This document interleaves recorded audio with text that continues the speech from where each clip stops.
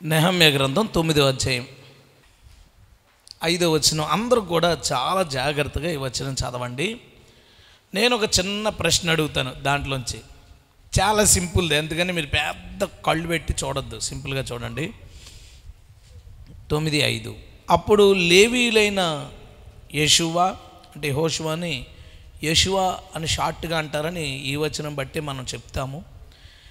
లేవీయులైన యెషువా, కద్మియేలు, బాని, హషబ్నేయ, షేరేబ్య, హోదీయ, షెబన్య, పెతహయ అనువారు నిలబడి ఇలా పాడుతున్నారు. వాళ్ళు నిరంతరము మీకు దేవుడైన యెహోవాను స్తుతించుడని చెప్పి ఇలాగ స్తోత్రం చేస్తున్నారట. ఏమని? సకల ఆశీర్వచన స్తోత్రములకు మించిన నీ ఘనమైన నామము స్తుతించబడునుగాక. ఆమేన్. మరలా చదువుతాను. సకల ఆశీర్వచన స్తోత్రములకు మించిన నీ ఘనమైన నామము స్తుతించబడునుగాక అన్నారండి. దీని అర్థం ఏంటి? సకల ఆశీర్వచన స్తోత్రములకు మించిన ఘనమైన నామము. సకల ఆశీర్వచన స్తోత్రమునకు మించిన ఘనమైన నామం. తెలిసినట్టు అనిపిస్తుంది, కానీ అర్థం కనెక్ట్ అవ్వట్లేదు కదా. పాట ఫస్ట్ లైన్ అది, వాళ్ళు పాడిన పాటకే. సకల ఆశీర్వచన స్తోత్రాలకు మించిన, అదేంటి? దానికి మించడం ఏంటి? సకల ఆశీర్వచన స్తోత్రాలకు మించిన ఘనమైన యెహోవా నామము స్తుతించబడును గాక. మీకు ఒక చిన్న ఎగ్జాంపుల్ చెప్తాను, మీకు అర్థం లేదు, నాకు అర్థమైంది. మీరు చాలా ఆపదలో ఉన్నప్పుడు, మీ ఫ్యామిలీ చాలా చాలా టైట్ సిచ్యువేషన్లో ఉన్నారు, మీ పిల్లోడికి హాస్పిటల్లో ఒక 3,000 అవుతుంది, లేవు మీ దగ్గర. ఒకరు ఎవరో తెలుసుకుని వచ్చి ఆ 3,000 మీకు హెల్ప్ చేశారు. ఎప్పుడైనా ఇవ్వండి, ఇవ్వకపోయినా పర్లేదు అన్నాడు. ఓ 3 నెలలు 4 నెలలు అయింది, వీళ్ళకి కొంచెం బాగానే ఉంది. టైంలో వాళ్ళు ఇంటికి వెళ్దాం అనుకున్నారు. ఒకసారి అనుకుందాం, వెళ్దాం అనుకున్నప్పుడు దారిలో ఉండగా వాళ్ళ ఆవిడ, ఏమండి మనకు హెల్ప్ చేశారు కదా, ఒక అరకాసు బంగారం కొనాలకి ఇద్దాం అని అన్నది అనుకోండి. భర్త ఏమంటాడు? ఆవిడ ఇచ్చింది ఎంత, మనం ఇచ్చేది ఎంత? థ్యాంక్స్ చెప్పాలి. స్తోత్రం అంటే ఏంటి? థ్యాంక్స్, కృతజ్ఞత. థ్యాంక్స్ చెప్పాలి, కానీ ఆ థ్యాంక్స్ అతను చేసిన సహాయాన్ని మించిపోకూడదు. ఇంకా సహాయం పొందిన వాళ్ళు థ్యాంక్స్ చెప్పడం అంటే, సహాయం ఎక్కడ ఉండాలి? థ్యాంక్స్ కింద ఉండాలి. కానీ అతను చేసిన సహాయాన్ని మించితే అప్పుడేంటి? అతను ఇచ్చిన ఆశీర్వచనము మించిపోయింది అతని పేరు కంటే, అంతే కదా. అతని కంటే ఆశీర్వచనం మించిపోయింది. కానీ బైబిల్ ఏం చెప్తుందో తెలుసా? సకల ఆశీర్వచన స్తోత్రమును మించిన దేవుడు. మించిన దేవుడు అంటే నీకు దేవుడు ఏదో ఒక మేలు చేశాడు, ఆ మేలుకు ప్రతిగా ఆ రోజు రాత్రంతా ప్రభుకి స్తోత్రాలు చెల్లించావు. నువ్వు రాత్రంతా స్తోత్రాలు చెల్లించినా అంతకంటే యేసునామం గొప్పదే. దేవుని స్తోత్రం సరిపోదు. అక్కడ ఏమంటాడంటే, సకల ఆశీర్వచన స్తోత్రాలను మించిన పేరునిది. మించినోడు నువ్వు. నేను ఎంతగా నీకు స్తుతులు స్తోత్రాలు చెల్లించినా అది నీకు సరిపోదు, బ్యాలెన్స్ వేసుకుంటే సరిపోదు. ఇంకొక సింపుల్ ఎగ్జాంపుల్ మీకు చెప్తాను. నేను హిందూగా ఉన్నప్పుడు, నేను మా ఫ్రెండ్ బ్రాహ్మణ్ అన్నాను కదా, తను ఆలోచించుకునేవాళ్ళం ఏంటంటే, అరే ఈ పండగ వస్తుంది, ఈ పండగని మనం ఇలా చెయ్యాలి, ఈసారి బొమ్మని ఇంత పెద్ద బొమ్మ కొనాలి. సడన్గా ఆ టైంలో క్రైస్తవులు ఉంటారు కదా, నన్ను ఇబ్బంది పెట్టేవాళ్ళు, నేను వాళ్ళని ఇబ్బంది పెట్టాను. ఓ ప్రశ్న అడిగింది ఒక ఆమె, ఏమన్నా తెలుసా? మీకేం చేశాడని పెద్ద బొమ్మ కొందాం అనుకుంటున్నారు అన్నారు. ఆన్సర్ లేదు. నేను చెయ్యాలనుకున్నాను, కానీ దానికంటే తక్కువ ఉంది అక్కడ. తీసుకోవడానికి అతను ఏమి ఇవ్వలేదు నాకు. నేను ఒక పెద్ద బొమ్మ కొందామనుకుంటే, ఎందుకు కొన్నా, ఏం జరిగిందని, ఏమి ఇచ్చాడని కొందాం అనుకుంటే ఆశీర్వచనాలు ఏమీ లేవు. ఆశీర్వచనం, అతని యొక్క ఆశీర్వచనం మనం చేసేది చూస్తే తిరిగి ఇచ్చేది ఎక్కువైపోతుంది, ఆశీర్వచనం తక్కువైపోతుంది. తిరిగి మనం ఇచ్చేది ఎక్కువైపోతుంది, పొందుకునేది ఏం కనపట్లే. లోకంలో మీరు ఏదైనా చూడండి, తెల్లవారుజామునే లేచేవాళ్ళం, లేచి పిఠాపురం పాదగైకి వెళ్ళి అక్కడ తలస్నానం చేసేవాళ్ళం. ఇప్పుడు నేను క్వశ్చన్ వేసుకుంటే, ఎందుకు వెళ్ళావు, ఏం పొందుకున్నావని వెళ్ళావు? నేను చేసింది తెల్లవారుజామున లేచాను, చన్నీటి స్నానం చేశాను, ఇంత పని 3 కిలోమీటర్లు సైకిల్ తొక్కుని వెళ్ళి వచ్చేటప్పుడు తడి బట్టలతో సైకిల్ తొక్కుని రావాలి 3 కిలోమీటర్లు. ఇంత పని చేయాలంటే నేను ఎంతో పొందుకోవాలిగా. పొందుకున్నది ఏమీ లేదు, అక్కడ చేసేది ఎక్కువైపోయింది. ఏదైనా అంతే. ఒక జాతర ఏదైనా, మా ఇంట్లో గద్దె వీరభద్రుని గద్దెకి ఇచ్చేవాళ్ళం.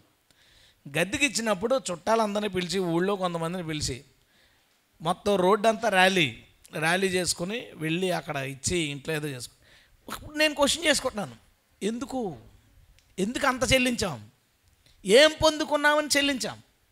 ఎప్పుడు పొందుకున్న దానికంటే చెల్లించేది తక్కువే ఉండాలిగా. ఒకడు మనకు సహాయం చేశాడు, మేలు ఎక్కువ చేశాడు, దానికి ప్రతిగా మనం థ్యాంక్స్ చెప్తాం, ఏముండదు అక్కడ. అతను చేసింది ఎక్కువ. ఎందుకు ఇంకొక సిచ్యువేషన్ చెప్తాను. ఒకసారి రోడ్డు మీద నేను వెంకట్ అన్న క్లోజ్ ఫ్రెండ్, వాడు మాట్లాడుకుంటున్నాం ఏదో విషయం గురించి. నా వెనకాల ఒక కుర్రోడు నిలబడ్డాడు రోడ్డు దాటడానికి.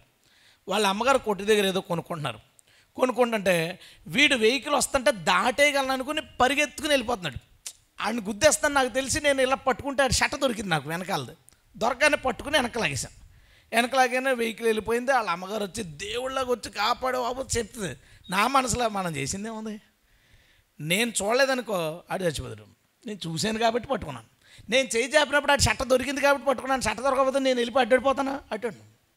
ఆ టైంలో నేను అక్కడ లేననుకో, నేను ఏమైనా చేయగలను అక్కడ? ఏం చేయలేను. ఆమె ఎక్కువ ఫీల్ అవుతుంది, కాపాడాడు అయిపోయింది మాటలు అంతటితో. అంతే తప్ప రోజు వచ్చి ప్రతిరోజు నా కాళ్ళు దండం పెట్టుకుని వెళ్ళింది అనుకో వాళ్ళ అమ్మగారు, ఊళ్ళో వాళ్ళు అనుకుంటారు వీడు చేసింది ఎంత, ఆవిడ చేసేదంతా. లోకంలో దేవుడు అనే పేరుతో జనాలు చేసేదానికి వీళ్ళు చేసేదంతా, పొందుకున్నది ఎంత అంటే ఏమైనా టాలీ అవుద్దా? అవదు. పొందుకున్నది తక్కువ, లేదా పొందుకున్నది ఏది లేదు, చేసేది ఎక్కువ అలవాటు అయిపోయింది. వాళ్ళు చేస్తున్నారు, వీళ్ళు చేస్తున్నారు, ఇది ఈ సీజన్ అట, లేదా ఇది ఈ పద్ధతి అట, ఇప్పుడు తెల్లజామున పోవాలట, ఇప్పుడు కాళ్ళు నడిచి వెళ్ళిపోవాలట. ఎందుకు? నువ్వు ఏం పొందుకున్నావు అని వెళ్తున్నావు అంటే ఏమి లేదు. నువ్వు కష్టపడతావు, జీతం వస్తుంది, అంతకు మించి నీకు స్పెషల్గా నీ జీవితంలో జరిగేవి ఏవీ లేవు.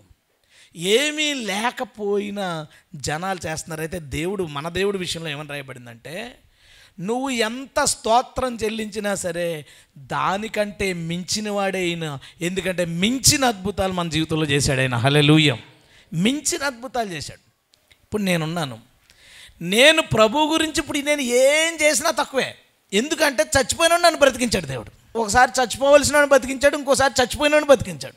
2 సార్లు దేవుడు నన్ను బ్రతికించిన తర్వాత ఇప్పుడు నేను ఏం చేసినా నేను బ్రతుకున్నాను కాబట్టి చేస్తున్నాను.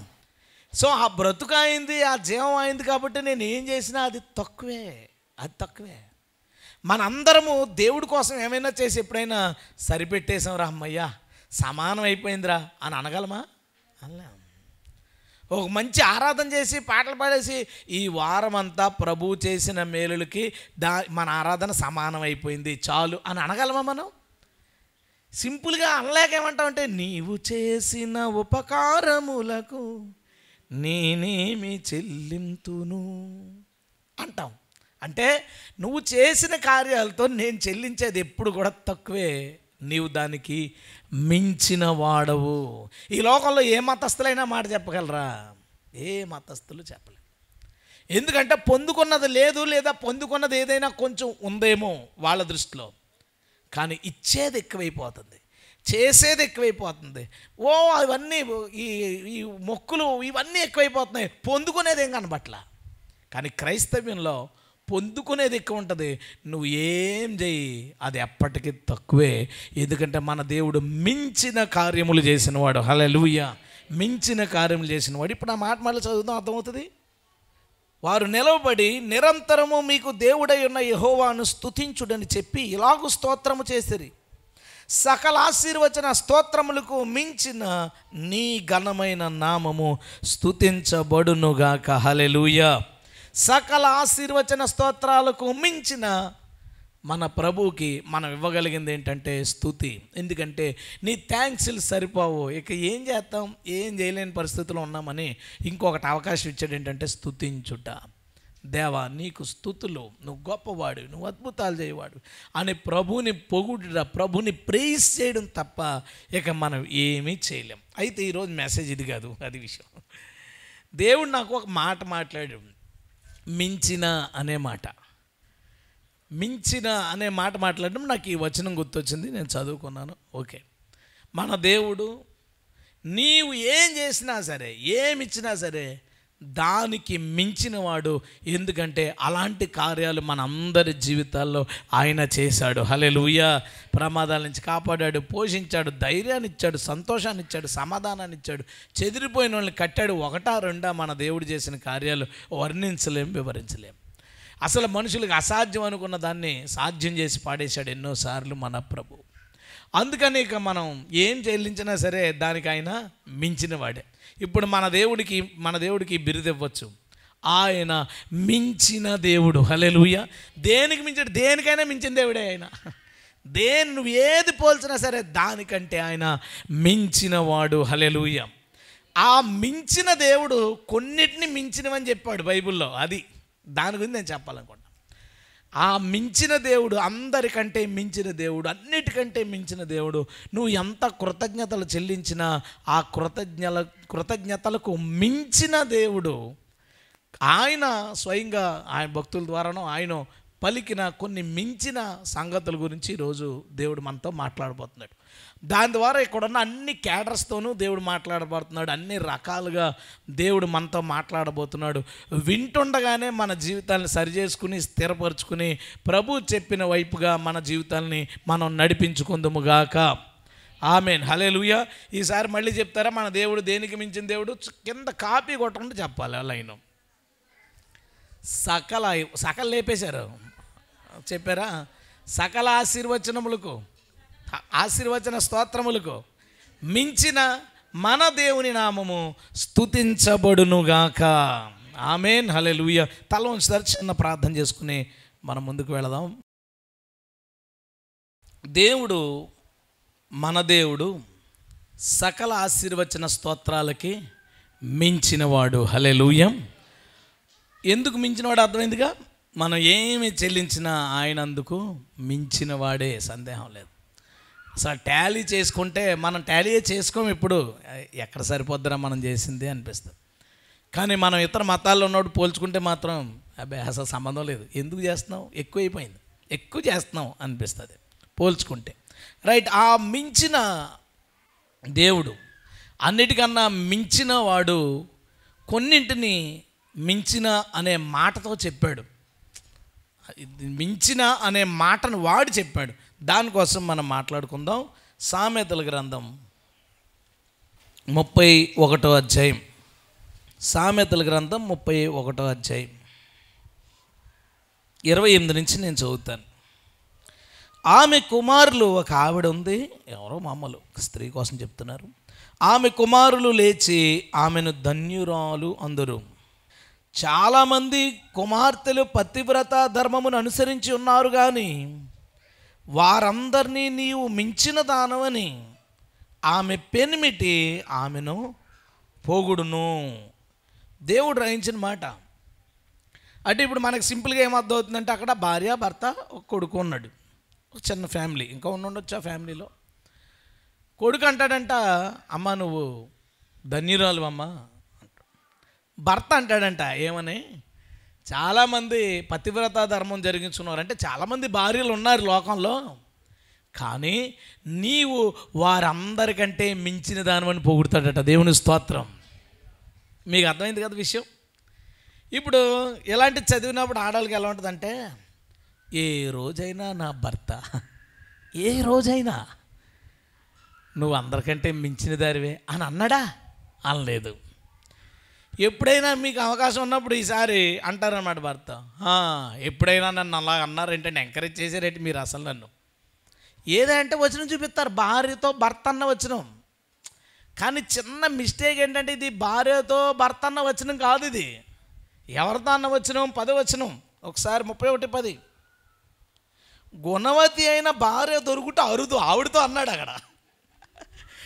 అర్థమైనా మీకు లాజిక్? గుణవతి అయిన భార్య దొరుకుట అరుదు. దేవుడే ఎతుకితే దేవుడికే దొరకట్లేదట, చాలా రేరట.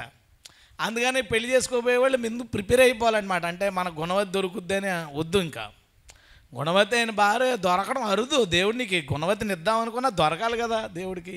సో రేరుగా దొరుకుతుంది. కానీ మామూలు వాళ్ళు గుణవతులుగా మార్చబడచ్చు తర్వాత. ఇది స్తోత్రం చెప్దాం. అది కావాలి మనకి. గుణవతి అయిన భార్య దొరకకపోయినా భార్యను గుణవతిగా మార్చుకోవచ్చు. భార్య గుణవతిగా మారడానికి అవకాశం ఉంది. అలాంటి ఆమెను అంటారట భర్త ఏమని, నీవు ఎంతోమంది భార్యలు ఉన్నారు కానీ నీవు మాత్రం చాలా ప్రత్యేకమైనది, నువ్వు వాళ్ళందరికంటే మించిన దానవు, హల్లెలూయా అని. నేను ఇటీవల ఒక సోదరుని కలిశాను. చాలా రేర్ సిచ్యువేషన్ నాకు ఎదురైంది. ఏంటంటే ఆయన మాట్లాడుతూ మధ్య మధ్యలో నా భార్య నాకు ఆ మంచి సలహా ఇచ్చిందండి, నా భార్య నన్ను ఇలాగ దేవుళ్ళో నడిపించిందని, నా భార్య నన్ను ఇలా బలపరిచిందని, నా భార్య ఇంత పర్ఫెక్ట్గా మా ఫ్యామిలీని చూసుకుంటుందని చెప్తుంటే నేను విన్నప్పుడల్లా వింటున్నాను. అలాగా వింటుంటే ఆయన సన్నగా పదే పదే మా భార్య గురించి ఎత్తుందని మీరేమీ అనుకోవద్దు కదంటే, నేనేమనుకోండి మా ఆవిడ దగ్గర మాత్రం అనొద్దని చెప్పాను. ఎందుకంటే అప్పుడు ఎలా ఉంటుందంటే, ఆయన వాళ్ళ వైఫ్ గురించి అంత చక్కగా మాట్లాడుతున్నారు, మరి మీరేంటి ఎప్పుడన్నా మాట్లాడారా నా గురించి అంటే నేనేం చెప్పాలి? మా ఆవిడ దగ్గరికి మాత్రం అనొద్దు సార్, మీరు అనండి, నాకు ఇబ్బంది ఏం లేదు. కానీ మనసులో అనుకున్నాను, ఎస్ రేర్ అంటే ఇక్కడ మిగతా వాళ్ళు చెడ్డోళ్ళని కాదు, అక్కడ మించిన అనే మాటకు అర్థం ఏంటి? మామూలు కంటే ఇంకా ఒక ఎక్స్ట్రా ఒక స్టెప్లో ఉన్న ఒక స్త్రీ గురించి నేను మాట్లాడుతున్నాను. అక్కడ మిగతా వాళ్ళు చెడ్డ భార్యలను కాదు. మీరు ఆ సామెత తేకండి, రాజుగారు పెద్ద భార్య మంచిదంటే చిన్న భార్య చెడ్డదని కాదు. జనాలు అలా తెచ్చారంటే చిన్న భార్య ఈవిడికంటే ఆవిడ మంచిది, ఈవిడ మంచిదే, ఈవిడికంటే ఆవిడ మంచిది అనే అర్థం కూడా తీసుకురావచ్చు. ఇప్పుడు 5,000 ఎక్కువ, 10,000 ఎక్కువ? 10,000 ఎక్కువ అంటే 5,000కి విలువ లేదా? 5,000 డబ్బులు కదా, 5,000 ఉపయోగపడవా? 5,000 పని చేయవా? పని చేస్తారా బాబు? 5,000 10,000తో పోలిస్తే 5,000 తక్కువ, 5,000 మించింది 10,000. అది నేను చెప్పాలనుకున్నది. అంటే మీరేమి ఫీల్ అవ్వద్దని చెప్తున్నా. ఒక ఆమెని ఎప్పుడు దేవుడు వీళ్ళకంటే మించింది అని అంటాడు? పైగా ఆ దేవుడు ఎలా అంటాడు? మించిన దేవుడు. మించిన దేవుడే తన నోటితో ఒక స్త్రీని ఈమె ఇతరుల కన్నా మించినది అని ఎప్పుడు పొగడబడుతుంది, ఎప్పుడు కనపరచబడుతుంది అంటే ఆమె కొన్ని క్వాలిటీలు రాశాడు. ఆ క్వాలిటీస్ తెచ్చుకోవడానికి ఇంచుమించుగా ఏ ఇంట్లో అయితే స్త్రీ ప్రయత్నం చేస్తుందో ఏదో ఒకరోజు వాళ్ళ ఆయన ఈ మాట అంటాడు, ఏమైతే అయినా కానీ నువ్వు మాత్రం మన వీధిలో ఉన్న ఆడవాళ్ళకంటే లేదా మన చర్చిలో ఉన్న ఆడవాళ్ళకంటే అందరికంటే నువ్వు మాత్రం మంచి భార్యవి అని అంటాడనమాట. ఆమెను అనొచ్చు కదా మీరు, ఏదో ఒక రోజుకి అలాగా అనునుగాక. ఇప్పుడు వీళ్ళు సైలెంట్గా ఉండిపోయారంటే ఆమెనంటే మేము తేడాగా ఉన్నామని అర్థం అని. అది కాదు, అది మించిన స్టేజ్కి వెళ్ళడం గురించి నేను మాట్లాడుతున్నాను. మించిన స్టేజ్కి ఎలాగట సింపుల్గా చెప్తాను ఇది, ఎందుకంటే ఇందులోనే మనం ఉండలేం కదా. 11వ వచనం, ఆమె పెనిమిటి ఆమె యందు నమ్మిక ఉంచును అంటే అర్థం ఏంటంటే ఆమె అలాంటి నమ్మకత్వాన్ని తన భర్తకి కలగజేస్తుంది. ఈమెకి డబ్బులు ఇస్తే పాడు చేయదు, ఈమెను బయటికి వెళ్ళమంటే వెళ్ళిన పని చక్క పెట్టుకుని వస్తుంది, ఇంకా అదర్ నావిగేషన్స్ పెట్టుకోదు. ఈమె ఖచ్చితంగా మా అమ్మను ఏమీ అందో, ఈమె ఇలాగ ఇతరులతో మాట్లాడదు అని తన భర్త ఆమెను నమ్మే నమ్మకత్వాన్ని ఆమె కలిగిస్తుంది. అది మీరు నన్ను నమ్మట్లేదు అని అనకూడదు భార్య, ఆ నమ్మకత్వాన్ని ఆమె కలిగించాలి. తన భర్త ఆమె యందు నమ్మిక ఉంచును. ఆమె అలాంటి నమ్మకత్వాన్ని కలిగించగలుగుతుందట తన హస్బెండ్కి, తన భర్తకి. ఇంకా ఏంటి, ఆమె తాను బ్రతుకు దినములన్నీ అతనికి మేలు చేయును కానీ కీడేమీ చేయదట. ఆమెట తన భర్తకి ఆమె బ్రతుకున్నంత కాలం ఏం చేస్తట, మేలే తప్ప కీడు చేయదట. మనం ఇంట్లో ఉండం కాబట్టి జెంట్స్ బతికిపోతారు కానండి, మనం వెళ్ళిపోయిన తర్వాత ఈమె వాళ్ళ ఫ్రెండ్ ఎవరికో ఫోన్ చేస్తుంది, క్లోజ్గా ఉన్న వాళ్ళకి ఫోన్ చేసిన తర్వాత వాళ్ళిద్దరం మాట్లాడుకునే కన్వర్జేషన్ వింటే మన ఇంటికి రా. మళ్ళా ఎలా ఉంటుందంటే వెళ్ళిపోయాడులే, ఎప్పుడైనా పలకరించాడా, సరిగ్గా చూసుకున్నాడు, ఇంట్లో ఏమన్నా ఉన్నా మళ్ళీ ఏమండి కళ్ళు ముందు వెనకాల అది ఉండదు. వెనకాల ఏంటంటే తన భర్త యొక్క గౌరవాన్ని తీయడానికి, ఇంకా భర్త గౌరవాన్ని భర్త విలువ తీస్తానే ఉంటుంది. కానీ ఎవరో పక్క గ్రహం నుంచి వచ్చి పడింది ఈవిడేంట తన బ్రతుకు దినములన్నీ తన భర్తకు కీడేమీ చేయదు, తన భర్త గురించి గౌరవంగా మాట్లాడుతుంది, తన భర్తను ఘనపరుస్తుంది. ఒకవేళ తన భర్త సరిగ్గా లేకపోతే ఇలాగ ఉంది అతని పరిస్థితి, ప్రార్థన చేయమని చెప్తుంది. అంతే తప్ప ఇదిగో ఎప్పుడు ఇంతే, ఎప్పుడు అలాగే, ఎప్పుడు ఇలాగే, పోయేళ్ళాడు, వచ్చేసాడులే, నువ్వు మళ్ళీ చేస్తాను, ఏమండి తలుపు తీస్తున్నా ఆడది, ఈడు అంటుంది అనుకుంటాడు ఈడు. ఇదంతా ఏంటంటే బ్యాక్గ్రౌండ్ వర్క్ అనమాట. ఆమె తన భర్త గురించి ఎలాంటి ప్రచారం చేస్తుంది. ఇప్పుడు ప్రతి ఒక్కరికి వాళ్ళ బాధలు చెప్పుకునే ఒక పర్సన్స్ ఉంటారు డెఫినెట్గా. ఉన్నది ఉన్నట్టు చెప్పరు, సీన్ ఇక్కడ ఉన్నది ఉన్నట్టు చెప్పరు. ఈ పొయ్యి మీద ఏదో పెడుతుంది, ఫోన్ మాట్లాడుకుంటూ కూర్చుంటుంది, అది మాడిపోద్ది. మాడిపోతే ఏమే చూసుకోవద్దు అంటే, ఏం చూసుకుంటా నేను ఏదో పనిలో ఉన్నా, నువ్వు చూడొచ్చు కదా అంటది. అంటే ఏంటి ఎదురెత్తున్నావు అని సీరియస్ అవుతాడు, వెళ్ళిపోతాడు. సీన్ అని చెప్తుంది తెలుసా, పొయ్యి మీద టీ పెట్టాను, మాడిందంతే, వచ్చి పెద్ద గొడవ పెట్టేసాడు, మధ్యలో ఎగరబడద్దే. అటుపక్క వాళ్ళు ఏంటి అలాంటోడా, చర్చిలో అంతలా కూర్చుంటాడు, చర్చిలో అంతలా ఉంటాడు, మీ ఆయన అలాంటాడు. తప్పు, అదే మాత్రం తప్పు, చాలా తప్పు. విషయం సీన్ అది కాదు, అక్కడ జరిగింది వేరే సీను. ఆమె చేసే పని రెగ్యులర్గా ఏంటంటే తన పెనిమిటి యొక్క పరువు, తన పెనిమిటి యొక్క విలువని తీస్తుంది. ఎక్కువ మంది స్త్రీలు అంతే, వాళ్ళు చేసిన తప్పులన్నీ కట్ చేసుకుని, వాళ్ళు చేసిన లోపాలన్నీ కట్ చేసుకుని ఊరికనే సీరియస్ అయిపోయి ఊరికనే కొడేసి. ఏమంటే ఓ మాట, ఎవడైనా పెళ్లి చేసుకునేటప్పుడు అమ్మాయి పెళ్ళి అవుతుంది, నేను కొట్టడానికి ఒక దొరికిందని అనుకుంటాడా? అనుకోడు. అమ్మాయి పెళ్ళి అవుతుంది, నా శాడిజం అంతా చూపించాలి, చాలా ఇబ్బంది పెట్టాలి, ఎవడైనా అనుకుంటాడా? అనుకోడు. ఆడు పెళ్లి చేసుకుంది మీరు ఎలా కళ్ళగంటారో ఆడు అలా కళ్ళగంటాడు. ఇక్కడ తీసుకెళ్ళాలి, అక్కడ తీసుకెళ్ళాలి, బాగా చూసుకోవాలి, సంతోషంగా చూసుకోవాలి, వాళ్ళ అమ్మ గుర్తు రాకుండా చూసుకోవాలని ఆడు అనుకుంటాడు. పరిస్థితులు కుదరొద్దా, స్థితిగతులు సెట్ అవ్వద్దా, దానివల్ల రకరకాల ఇబ్బందులు ఉంటాయి. కానీ ఎట్టి పరిస్థితుల్లో మాత్రం అదే ప్రాపగండ, మా ఆయన ఇలాంటోడు ఇలాంటోడు ఇలాంటోడు ఇలాంటోడు, ఆడు ఈడు అది ఇది రకరకాల. ఈమె ఎవరు, ఈ మించినవిడ ఉంది కదా, ఆ మించిన ఆమె మాత్రం తన బ్రతుకు దినములన్నీ ఎల్లప్పుడూ తన భర్తకు మేలే కానీ కీడేమీ చేయదు. గట్టిగా స్తోత్రం చెప్దామా, హల్లెలూయా. అలా మారడం ఎంతసేపు, ఈజీ కదా, మారచ్చు. లోపల నువ్వు దిద్దుకో, ఊరంతా చెప్పుకోవడం వల్ల ఏంటి ఉపయోగం? లేదా ఒక మంచి ప్రేయర్ చేసేవాళ్ళకి ప్రేయర్ రిక్వెస్ట్, ఇలాంటి ప్రాబ్లం ఉందండి, కొంచెం ఇలా ఉన్నారు, కొంచెం మీరు ప్రేయర్ చేయండి, అది వేరు. ఇక అదే పనిగా నెగిటివ్ చెప్పుకుంటా పోవడమే చుట్టాల దగ్గర. ఆ చుట్టాల దగ్గర పరువు ఉండదు, వాళ్ళ దగ్గర అలా చెప్తుంది. ఏదైనా అనుకుంటాడు, ఎందుకు మా మామయ్య గారు నన్ను సరిగ్గా చూసి పలకరించా, మా మామయ్య గారు ఎంతగా మామయ్య గారి దగ్గర తీసేసింది పరువు అంతా, అక్కడ వాళ్ళు లేదు అక్కడ. ఇలా చేసేవాళ్ళు ఉన్నారు, నేను అది చెప్తున్నాను. ఆమె అలాంటిది కాదట. ఇంకా చూడు, ఆమె గొర్రె బొచ్చును అవిసినారిని వెతుకును తన చేతులారా వాటితో పని చేయనట్టు. కొంచెం ఖాళీ టైం కనుక ఉంటే చేతితో ఏదో రూపాయి సంపాదిస్తట, దాచిపెడతట. వర్తకపు ఓడలు దూరము నుండి ఆహారము తెచ్చినట్లు ఆమె దూరము నుండి ఆహారము తెచ్చుకును. పక్కన కొనుక్కోవచ్చు కదా, మీ ఇంటి పక్కన కూరగాయల షాప్ ఉంటుంది, టమాటా కేజీ 40 రూపాయలు ఉంటుంది, కానీ దూరంగా రైతు బజార్ ఉంటుంది, 10 రూపాయలు దొరుకుతుంది. ఆమె ఏం చేస్తంటే తన భర్త సంపాదన తానేదో రూపాయి తెచ్చుకుంది. ఈ డబ్బుల్ని అనవసరంగా ఖర్చు పెట్టకుండా, అంటే ఒక వస్తువును కొనాలనుకున్నప్పుడు ₹1 తక్కువగా ఎక్కడ దొరుకుతుందో చూసుకుని వెళ్ళి కొనుక్కుంటుందంట. అంటే దూరం వెళ్ళి అంటే మీరు ఇంకోలా అనుకోకండి, మా ఆవిడ కూడా చాలా దూరం వెళ్తుంది షాపింగ్లకి, చీర కొనుక్కోవడానికి. అది కాదు, అందుకు కాదు, ఆమె అందుకు వెళ్దు. అందుకు వెళ్ళిపోయే వాళ్ళు ఉన్నారు, విజయవాడ పోయి చీరలు కొనుక్కుని వచ్చేవాళ్ళు ఉన్నారు.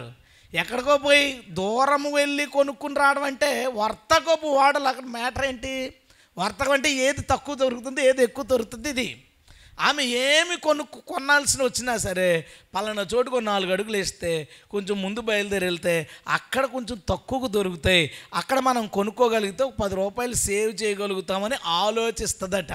అలా ఆలోచించి ఇంట్లో వస్తువుల్ని కొంటదట. ఇంకా చూడండి, ఆమె చీకటితోనే లేచి ఇంక తీసేద్దాం ఇది వద్దురే. ఆమె చీకటితోనే లేచి తన ఇంటి వారికి భోజనం సిద్ధపరిచినంట. అరే ఎవడైనా ఇంట్లో టిఫిన్ చేస్తున్నాడు రా మార్నింగ్, ఎవడు చేస్తున్నాడు ఇంట్లో టిఫిన్ మార్నింగ్? ఎవరు చేయం. పొద్దున్న లేచి రెడీ టిఫిన్ ఉందంటే ఆ రోడ్డు మీద ఉంది, కొనుక్కుని తినేసి అలా లాగించండి. కూరగాయలకు వెళ్ళినప్పుడు వచ్చేటప్పుడు నాకుని మీ అబ్బాయికి మీ అమ్మాయికి కూడా టిఫిన్ తెచ్చండి. మరి నువ్వేం చేస్తావు? నేనేంటి కుర్రోడితో పాటు లేచింది ఇవే. ఆడు స్కూల్కి వెళ్ళాలండి 8 గంటలకి, ఆడు 7:15 లెగుతాడు. ఆడితో పాటు లెగిసి ఆడితో పాటు టకా వండినప్పుడు మధ్యాహ్నం క్యారేజీ అది ఎలా ఉంటుందంటే, వంట టేస్ట్ ఎప్పుడు వస్తుందంటే అది బాయిల్ అయ్యి ఆ ఉప్పు కారం నువ్వు వేసినవి దానికి పట్టి దీని ఫ్లేవర్ దానికి, దాని ఫ్లేవర్ దీనికి వస్తే దానికి ఒక టేస్ట్ వస్తుంది. మనం ఏంటంటే కంగారుగా లేసాం కదా పిల్లడితో పాటు చేతుకొని టప్ప టప్ప టప్ప పడితే ఆడ అదృష్టం బాగుంటే సెట్ అవుతుంది, లేకపోతే ఏం చేయలేం. అది ఇటు అటు ఇటు అటు ఇటు తిప్పేసి ఈరోజు బాగుంది అని అన్నాడు అనుకోడు, పెద్ద రెస్పాండ్ అవ్వరు. ఎందుకంటే అలా కుదురుంటుంది, మనం ఏం చేసామేంటి. ఈరోజు బాగాలేదంటే అది కూడా రెస్పాండ్ అవ్వరా, కుదరలేదు, ఆ టైం బాగాలేదు ఈరోజు అంతే. సగం అటు ఇటు ఉడుకుతుంది, అమ్మ సరిగ్గా ఉడకలేదని మిగతాది కడుపులో ఉడుకుద్దిలే. నువ్వు నీ కొడుకుతో కలిసి లెగిస్తే, నీ భర్తతో కలిసి లెగిస్తే ఎప్పుడు వాళ్ళకి వండి టిఫిన్ పెడతావా? లేదు. ఆ క్యారేజీకి కూర అందంగా వండి పెడతావా? అది లేదు. ఎప్పుడా 4 బంగాళదుంపలు లేదా కోడిగుడ్డు ఉక్కిరి, ఎందుకంటే తక్కువని అయిపోద్ది అది. అరే బాధపడకుండా క్యారేజీలు పెట్టుకెళ్ళి వాళ్ళు ఏం చేస్తాం మరి. అందుకనే 2 మాటలు రాశాడు నేను చదివినట్టు. అతని కుమారుడు తన తల్లిని ధన్యురాలు అన్నంట, ఎందుకంటే 3 పూటలు మంచి పుట్టి పెడుతుంది వాళ్ళ అమ్మ. భర్త చెప్పే సాక్ష్యం పక్కన టీడు కూడా ఎందుకంటాడంటే పొద్దుటే లెగిసి తన ఇంటి వారికి ఆహారం సిద్ధపరచు. అప్పట్లో పనులకి వెళ్ళే వాళ్ళు తెల్లవారుజామున వెళ్ళిపోయేవారు కాబట్టి చీకటితో లేచి అన్నీ తుడుచుకుని చేయాలి. కనీసం 6 గంటలకన్నా లేచి చక్కగా కొంచెం బుర్ర పెట్టి ఆ వండి ఆ టిఫిన్ చేసి అట్లో అవి చేసి పెడితే ఆడికి ఎంత ఆరోగ్యం ఉంటుంది కుటుంబంలో. ఏమీ లేవు, ఇంట్రెస్ట్ టిఫిన్ సెక్షనే లేదు అసలు. పొద్దున్న టిఫిన్లో ఉండడమే లేదు. ఏమైనా రాత్రి అన్నం ఉంటే కొంచెం నీళ్ళు వేసి గింజ వండ నీకోసం పెట్టానని చెప్పలేమో మీ విలేజ్లో, కానీ కావాలని వండే మాత్రం సెక్షన్ ఎప్పుడో ఒకటే. ఏదో అత్తలుండే ఇంట్లో ఆవిడ టార్చర్ పడలేక ఏదో టిఫిన్ చేయాలి తప్ప, అత్తగానికి లేదంటే ఇంక వీడికి సెలవు బయట కొనుక్కుని తినడమే. ఏంటి కారణం? నన్ను పొగట్లేదని అనొద్దు మీరు. ఎవరిని పొగిడాడు అతను? ఎవరిని పొగిడాడు? ఇదిగో ఈ క్వాలిటీస్ ఉన్నవాడిని పొగిడారు. ఆ క్వాలిటీస్ ఉంటే మేము ఇంకేంటి, మా ఆవిడ ఫోటో పర్సలో పెట్టుకుని తిరుగుతాం, మేము పర్సలో పెట్టుకుని తిరుగుతాం. గుణమత అండి బాబు మా ఆవిడని పబ్లిసిటీ మేమే చేస్తాం, మళ్ళీ నువ్వు చేసుకోవాలేంటి. చూద్దాం చూడండి. కానీ ఇంకేం చెప్పాడు? పొలం చూసుకుని దాన్ని తీసుకున్నాం, తాము కూడబెట్టిన ద్రవ్యం పెట్టి ద్రాక్ష తోట ఒకటి నాటించిన. ఆగండి అక్కడ. ఈవిడ ఇంట్లో ఆ పని ఈ పని చేసుకుని 4 డబ్బులు దాచుకుని ఏం చేస్తుందంటే ఓ పొలం తీసుకుని అందులో ద్రాక్ష తోట వేస్తే కొంచెం ఈ డబ్బులతో వ్యవసాయం చేయొచ్చు కదా. మన ఇంట్లో ఆడవాళ్ళు దాస్తారు, 2 రకాలుగా దాస్తారు. నెంబర్ 1, మనం జేబుల్లో వదిలేసినవన్నీ వాళ్ళు దాచుకున్నట్టే. ఈ నా డబ్బులు అంటది ఎక్కడే అంటే జేబులో వదిలేసి తనే అయిపోయినాయి. ఇంకా మనం జేబులో వదిలేసినన్నా వెళ్ళిపోయినాయి. డబ్బులు ఉండాలండి. ఏ డబ్బులు? మా ఇంట్లో అయితే డబ్బుల బాగా గుర్తుంటుంది మీకు అంటది. దాని తర్వాత సరే ఇవి ఎంత ఉంటాయండి, నేను ఎంత చెప్తా అంత ఇస్తుంది. ఇప్పుడు మనం 3000 వదిలేసాం అనుకో, 1500 అన్నా అనుకో, 1500 ఇచ్చేద్దాం. నేను ఇంక 2-3 సార్లు ఆలోచించి ఎంత ఉన్నా సరే ఎక్కువ ఫిగర్ చెప్పేస్తున్నాను. నా దగ్గర ఉన్నాయి 5000 ఎక్కడ ఉన్నాయి, 3000 ఉన్నాయి. మిగతా వాళ్ళు కష్టార్జితంగా ఫీల్ అవుతారనమాట. అదొక రకం. రెండో రకం ఏంటంటే ఏదో పని చేసుకుని కుట్లో లేదంటే ఏదో చేతి కుట్లో చింతపిక్కలు తీసో ఆ పని ఈ పని చేసి 4 రూపాయలు దాచుకుని ఏమంటే బయటికి వెళ్తున్నాను, ఎందుకంటే ఏదో కొనుక్కో. ఇప్పుడు ఎందుకంటే మిమ్మల్ని డబ్బులు అడిగానా, నా డబ్బులు, ఆ డబ్బులు తెట్టి చీర కొనుక్కుంటుంది, ఇంకేం కొనుక్కుంటుంది. గుణవతి అయిన భార్య తాను కూడబెట్టిన డబ్బులతో మళ్ళీ వ్యాపారం చేసి ఆ రూపాయికి ఇంకో రూపాయి అభివృద్ధి చేస్తట. వీళ్ళు ఏంటంటే వాళ్ళ అమ్మగారు ఇచ్చినాయి, అమ్మగారింటికి వెళ్ళి వాళ్ళ అమ్మగారు ఇచ్చినాయి చుట్టాలు మీ అబ్బాయికి ఏమన్నా కొనిచ్చారా అని ఆవిడ చేతిలో పెడితే అది ఆవిడ సంపాదన వెళ్ళిపోయింది పక్కకి.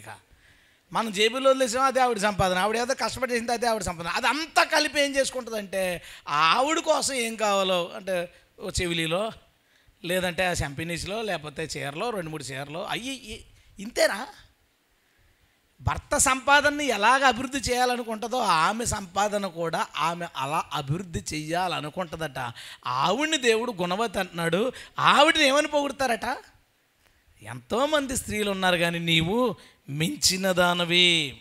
ఇంకా చూడండి, రాత్రి వేళ ఆమె దీపం ఆరిపోదంటే, ఎందుకంటే ఆయిల్ అన్నీ రెడీ పెట్టుకుంది.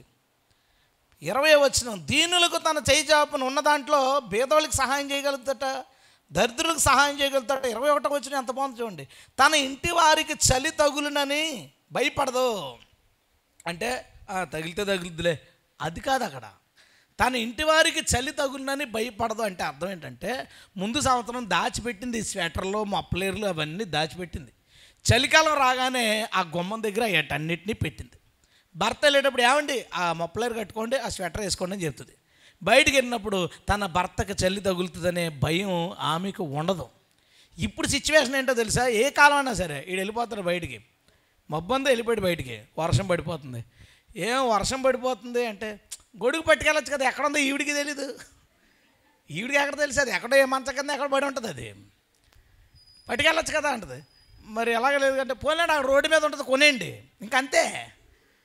దాచి దాన్ని జాగ్రత్త పెట్టి ఈ వర్షాకాలం అంతా అయిపోయిన తర్వాత మళ్ళీ చుట్టబెట్టి ఎక్కడో ఒక బ్యాగ్లో ప్యాక్ చేసుకుని మళ్ళీ వర్షాకాలం వచ్చినప్పుడు అవి తీసి ఆ కిటికీకి తగిలిచ్చో లేదా ఆ పక్కన పెట్టో. చలికాలం వచ్చింది, ఆ మొప్పలేర్లు స్వెటర్లు మళ్ళీ అన్నింటినీ తీసి శుభ్రంగా ఉతికి మళ్ళీ ఆ కాలం అంతటికి వాడుకునేలాగా. ఎండాకాలం వచ్చింది, ఈ మాస్కో లేకపోతే క్యాప్ ఇవన్నీ మళ్ళీ తీసిపెట్టి ఏమంటే బయటికి వెళ్తారు, టోపీ మర్చిపోవద్దు. అబ్బాయి ఏం లేదు, ఆడు ఎప్పుడు పోయాడు ఈవిడికి వెళ్దాం, ఈవిడ ఫోన్లో కూర్చుంది, ఆవిడ బండి మీద కూర్చున్నాడు వెళ్ళిపోయాడు అంతే. అదేంటి ఏం చెప్పలేదంటే అడిగేం తెలీదు. కానీ ఈమె తన భర్త బయటికి వెళ్తుంటే అతనికి ఏమి కావాలో వాటన్నిటిని పెడుతుందట. హల్లెలూయా. ఓసారి ఒక పాస్టర్ గారు మా ఇంటికి వచ్చి షూటింగ్లో ఉంటారు, ఆయన మన షార్ట్ ఫిల్మ్ చేస్తారు. అప్పుడు వచ్చారు, బండి మంచి ఒకటే తీస్తాడు. ట్యాబ్లెట్లు తీశాడు, వాటర్ తీశాడు, మజ్జిగ తీశాడు, క్లాత్ ఏదో తీశాడు. ఏంటంటే మీ మమ్మీ నేను ఎక్కడికి వెళ్తున్నా ఏది అవసరం అవుద్దో అని అవన్నీ బండిలో పెడతాను. నేను అనుకున్నాను అది అరుదు, మనం ఎక్స్పెక్ట్ చేయొద్దు, కోరుకోవద్దు, జరిగితే స్తోత్రం అంతే. అన్నీ చెప్పాడు ఆయన. అంటే నీ భర్తకి ఏం కావాలో చూసుకోవాల్సిన డ్యూటీ నువ్వు చెయ్యాలి, అది దేవుడు నీకు ఇచ్చిన బాధ్యత. అప్పుడు పొగుడతాడు. అంతేగాని నువ్వు నన్ను ఎంకరేజ్ చేయట్లేదు, నన్ను పొగడట్లేదంటే దానికి తగిన ఏదో చేయాలి కదా మనం. ఇంకా చూడండి, ఇంకా రాశాడు, ఇంకా బట్టల ఆమె డ్రెస్సింగ్ గురించి రాశాడు. అతని భర్త చాలా గొప్ప పేరు ప్రఖ్యాతల్లోకి వెళ్తాడట. ఇంకో పాయింట్ చెప్పేశాడండి అక్కడ, భర్త ఎందుకు పొగుడతాడు, భర్తే కాదు దేవుడు కూడా పొగుడతాడంట. 30వ వచనం, అందం మోసకరం, సౌందర్యం వ్యర్థం, యెహోవా యందు భయభక్తులు కలిగిన స్త్రీ కొనియాడబడును. హల్లెలూయా. అందాన్ని సౌందర్యాన్ని వదిలేసి భయాన్ని భక్తిని పట్టుకోవాలట, అప్పుడు ఆమె గుణవతి అయిన భార్య. ఏ భార్య అస్తమాను అద్దాల దగ్గర గడిపి నాకు ఇంకా అవి కావాలని అడుగుతుందో అలంకరించుకోవడానికి, నిజం చెప్తున్నాను, తన భర్తకి ఆ భార్య మీద ఇష్టం ఉండదు, ఎక్కువ ఇష్టం ఉండదు, అది నచ్చదు, పురుషుడికి అది నచ్చదు. తన భార్య బయటికి వెళ్ళేటప్పుడు ఆమె బాగా తయారై వెళ్ళడం ఒక పురుషుడికి ఇష్టం ఉండదు, తన భర్తకి ఇష్టం ఉండదు. కానీ ఈమెంటో తెలుసా, బయటికి వెళ్ళాలంటే ఆమె స్టార్ట్ అవుతుంది రెడీ అవడం, ఈడు స్టార్ట్ అవుతాడు. ఈడు బయటికి వెళ్ళిపోయి బండి మీద కూర్చుంటాడు, ఇటు నడుతాడు అటు నడుతాడు, వస్తున్నా పైన అయింది తలకాయ అయింది ఇప్పటికి, మళ్ళీ పిలుతాడు, ఉండండి రెప్పల దాకా వచ్చాను. తర్వాత పెదాల దగ్గరికి వచ్చాను, నెక్స్ట్ మెళ్ళ తగిలించుకుని, చెవులకు తగిలించుకుని, చేతులు తగిలించుకుని, కాళ్ళు తగిలించుకుని, చీర జాగ్రత్తగా అందంగా ఉందలే సెట్ చేసుకుని ఇక్కడ చంపిని పెట్టుకుని వచ్చేయడమే, అయిపోయింది ఇంకో అరగంట. ఆడు తిట్టుకుంటానే ఉంటాడు. ఈయన ఫోన్ చేసి మా ఆయన అంతే అసలు నన్ను తిడతానే ఉంటాడు. ఎందుకు తిట్టాడు, కారణం ఏంటి అది నాకు చెప్పు. ఉత్తినే తిట్టాను కాడు, ఏమన్నా కుక్క కాదు కదా, నీ భర్త. అతను నీ భర్త నిన్ను తిడుతున్నాడు అంటే దానికి నువ్వు ఏదో ఒక రీజన్, స్ట్రాంగ్ రీజన్ దాని వెనకాల ఉంది. అది ఏంటో నువ్వు గమనించుకుంటే డెఫినెట్గా ఈరోజు కాకపోయినా రేపైనా ఎప్పటికైనా ముసలోళ్ళు అయిపోయేటప్పటికైనా మా ఆవిడ చాలామంది కంటే మించినది అని చెప్పుకుంటాడు. దేవుని స్తోత్రం. మించిన దేవుడిచ్చిన ఇన్స్ట్రక్షన్స్ ఇవి. ఇంకో మించిన స్త్రీవి కావాలి, ఒక క్రైస్తవురాలుగా ఒక మించిన స్త్రీవి నువ్వు కావాలి. మనం ఇంకా అందం మోజులు, ఇంకా 3-4 రకాల షాంపూలు, 5-6 రకాల పౌడర్లు, ఇంత సెక్షన్ ఉండకూడదు. ఇంత అవసరం లేదు. శుభ్రంగా ఉండండి, నీట్గా ఉండండి. కానీ అందం గురించి, దాని మీద సౌందర్యం గురించి ఎక్కువ మోజు కలిగినప్పుడు భయభక్తులు తగ్గిపోతాయి.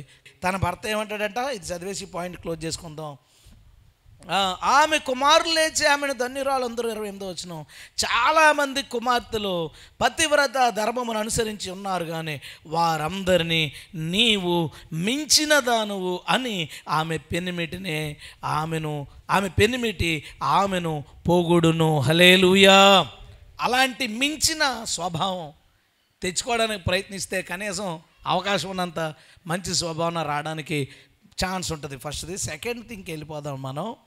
ద్వితీయోపదేశకాండం 7వ అధ్యాయం 1వ మాట అక్కడ నేను చదువుతాను చూడండి. నీవు స్వాధీనపరచుకొనబోవు దేశంలోనికి నీ దేవుడైన యెహోవా నిన్ను చేర్చి బహుజనములను, అనగా సంఖ్యకును బలమునకును నిన్ను మించిన హిత్తీలు, గిర్గాషీలు, అమోరీలు, కనానీలు, పెరిజ్జీలు, హివ్వీలు, యెబూసీయులు అను 7 జనములను నీ ఎదుటి నుంచి వెళ్ళగొట్టిన తర్వాత అనే మాట అన్నాడు. సంఖ్యకు బలముకు నిన్ను మించిన 7 జనాలు. 7 జనాలు ఇశ్రాయేలు కంటే సంఖ్య విషయంలో మించినవారు, బలం విషయంలో మించినవారు. ఆ మించిన వారిని దేవుడు ఏం చేస్తాడట? కనాన్లోంచి, ఆ ప్రాంతంలోంచి వెళ్ళగొట్టి ఆ ప్రాంతాన్ని వాళ్ళకి ఇస్తాడు. హల్లెలూయా. ఇప్పుడు కనాన్ ఇస్తాను అని దేవుడు వాగ్దానం ఎవరికి చేశాడు? సరిగ్గా చెప్పండిరా, అబ్రహాంతో చెప్పాడు. అబ్రహాంతో, ఇదిగో ఈ స్థలం అంతా నీకు ఇస్తాను, చూడు నువ్వు ఎంత దూరం చూస్తావు, చూడు ఎంత దూరం వెళ్తావు, వెళ్ళు, ఇదంతా నీకు ఇస్తాను. అందులోనే ఇప్పుడు జీవించాడు, కనాన్లోనే జీవించాడు. ఈ ప్రాంతం అంతా నీకు ఇస్తాను అన్నాడు. ఇస్సాకు, యాకోబులకి ప్రామిస్ చేశాడు ఆ ల్యాండ్. వాళ్ళకి వాగ్దానం చేసింది ఇశ్రాయేల్ కాలంలో మళ్ళీ వాళ్ళకి చెప్పి వాళ్ళకి ఇవ్వాలనుకున్నాడు. ఇశ్రాయేల్కి ఇవ్వాలనుకునే టైంకి వాళ్ళ ప్రాంతాన్ని 7 రకాల జాతులు వారు ఆక్రమించి అందులో వాళ్ళు బ్రతుకుతున్నారు. ఆ 7 రకాల జాతుల వాళ్ళు విడివిడిగా ఏ జాతిని చూసినా వాళ్ళు ఇశ్రాయేల్ కంటే బలవంతులు, బలం విషయంలో, సంఖ్య విషయంలో ఇశ్రాయేల్ కంటే ఎక్కువైన వాళ్ళు. ఇలాంటి పెద్ద సంఖ్య కలిగిన జనాంగాలు, బలం కలిగిన వాటిని వీళ్ళు వెళ్ళి జయించగలరా అంటే సాధ్యం కాదు. వీళ్ళ వల్ల అవుతుందా అంటే అవ్వదు. కానీ దేవుడు ఏం చేస్తాడట? వాళ్ళను తరిమి మిమ్మల్ని అక్కడ నేను పెడతాను. హల్లెలూయా. మనల్ని మించిన వాళ్ళు మనకి రావాల్సిన ఆశీర్వాదంలో కూర్చొని ఉండొచ్చు. మనకు దేవుడు ఏదైతే ఇస్తానని వాగ్దానం చేశాడో దాన్ని తీసుకోవడానికి మనకి మించిన వాళ్ళు అక్కడ ఉండొచ్చు. కానీ దేవుడు నీకు ఇవ్వాలనుకున్న దాన్ని ఎంత మించిన వాళ్ళు ఉన్నా సరే దేవుడు వాళ్ళని మించిన వాడు కాబట్టి వాళ్ళని పక్క తీసిపోతాడు. దేవుని స్తోత్రం. హల్లెలూయా. నేను మీకు ఎప్పుడు చెప్పలేను ఒక సిచ్యువేషన్ నేను మీకు చెప్తాను. ఒకసారి నేను ప్రభుని ఇంకా నమ్ముకోలేదు, బేవర్స్గా తిరుగుతుంటే పోస్ట్ మ్యాన్ జాబులు బండి అంటే విలేజ్లో పోస్ట్ మ్యాన్ ఒకడే ఉంటాడు. వాడే పోస్ట్ మ్యాన్, వాడే అందరి చోట్లకి తిరిగి లెటర్స్ ఇవ్వాలి సైకిల్ మీద. 15,000 జీతం అప్పుడు, తర్వాత పెరుగుతుంది అలా ఎలా చెప్పారు. అప్పట్లో ఇప్పుడు చాలా కాలం క్రితం, ఒక 20 years పైనే అయిపోయింది. 25 years అయిపోయింది. 25 years అవ్వలేదు, 20 years అయింది. అయితే మా నాన్న, ఒరే నువ్వు ఎందుకు ఎలాగ పని చేయవు, చదువుకోలేవు, నువ్వు వ్యాపారం చేయలేవు, ఉద్యోగం చేయలేవు, ఏం చేయలేవు, ఇది నీకు సుఖంగా ఉంటుందిరా నీ ఆరోగ్యానికి, ఇంటర్వ్యూకి వెళ్దాం పదన్నాడు. నాన్న నాకు ఇష్టం, మన పెద్ద పెద్ద ఆలోచనలు ఉండి చదువులేదు కానీ తీసుకెళ్ళాడు. సరే తప్పదు కదా, వెళ్ళాను. ఇంటర్వ్యూకి వెళ్తే ఇంటర్వ్యూలో అందరూ కూర్చున్నప్పుడు పక్కన వాళ్ళని, మీకు ఎన్ని మార్కులు, 10th మార్కుల మీద అనమాట జాబు, మీకు ఎన్ని మార్కులు, మీకు ఎన్ని మార్కులు, జాబులు 5 ఉన్నాయి. అక్కడున్న మార్కుల్లో లైన్గా చూస్తే నాది నెంబర్ 3, నాది 3వ హైయెస్ట్ అనమాట. ఇంకా నాకంటే ఎక్కువ మార్కులు వచ్చిన వాళ్ళు 2 ఉన్నారు. వెళ్ళాము, ఇంటర్వ్యూ ఫేస్ చేసాం, అయిపోయింది. మాకు జాబ్ వచ్చింది, నాకు వచ్చింది, మిగతా వాళ్ళకి మా 5గురికి జాబులు వచ్చినాయి. జాబులు వచ్చిన తర్వాత మీరు అయిపోయినట్టండి, మీరు బయట కూర్చొని ఆలోచించుకోండి, ఇవన్నీ చేయాలి, ఇవన్నీ చూసుకోవాలి, ఆ తర్వాత ట్రాన్స్ఫర్లు ఉంటాయి, ఇవన్నీ ఓకే అయితే మీరు డిస్కస్ చేసుకుని ఓకే చెప్తే చేసేస్తామంటే బయట కూర్చొని ఆలోచించుకున్నాం. ఈలోపు ఒక అబ్బాయి వచ్చాడు, అతను క్రిస్టియన్. అతను వచ్చి, అన్న మీ వయసు తక్కువ ఉంది, 19 సంవత్సరాలు నాకు అప్పుడు, నా వయసు ఎక్కువ, ఇక ఇది ఉద్యోగం రాకపోతే నాకు ఇంక ఉద్యోగం రాదు, మీరు ఏదైనా సంపాదించుకోవచ్చు, ఆ ఉద్యోగం నాకు ఇస్తారా అని అడిగాడు. నాకు వచ్చిన ఉద్యోగం. అతనేమో అంటే మెడలో క్రాస్ అది చూసి నేను క్రిస్టియన్ అని అర్థం, నాకు క్రిస్టియన్స్ అంటే ఇష్టం లేదు. అప్పటికి ఆడికి ఎవడో నాకు అసలు ఇష్టం లేదు. ఆలోచించుకుంటున్నాను. మా నాన్న ఉన్నాడు నా పక్కన. ఏరా ఏం చేద్దాం అన్నాడు మా నాన్న. నాన్న ఇచ్చేద్దాంలే నాన్న, పెద్ద వయసు అయిపోయింది అంటున్నాడు కదా, మనం ఇంకోటి ట్రై చేసుకుందాం, లేదు ఎక్కడో ఊళ్ళో ఉండాలంట, నేను ఉండలేను, ఎన్ని తిరగాలంటే తిరగాలం, ఊళ్ళో ఉండలేను అంటే మా నాన్న ఆలోచించి సరే అని ఆ ఉద్యోగం అతనికి ఇచ్చేసాను, వదిలేశాను, వచ్చేసాను. ఈ వచనం చదువుతుంటే నాకు ఏం గుర్తుంటుందో తెలుసా? నిజానికి ఆ జాబ్ నాది, అతన్ని మించిన మార్కులు నాకు ఉన్నాయి కానీ ఉద్యోగం అతనికి వచ్చింది.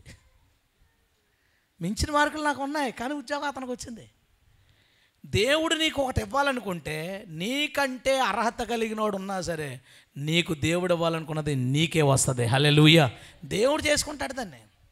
నువ్వు ఎంత నాకంటే తెలివైన వాళ్ళు ఉన్నారు, నేను నిలబడగలను వాళ్ళ ముందు, నాకంటే బలమైన వాళ్ళు ఉన్నారు, నేను చెప్పగలను వాళ్ళకి, ఇదిగో చాలా పెద్దోళ్ళ చేతిలో ఉండిపోయింది, అది మన దగ్గరికి వస్తుందా? నువ్వు ఏం ఆలోచించకో, వాళ్ళందరికంటే మించినోడు మన దేవుడు. హల్లెలూయా.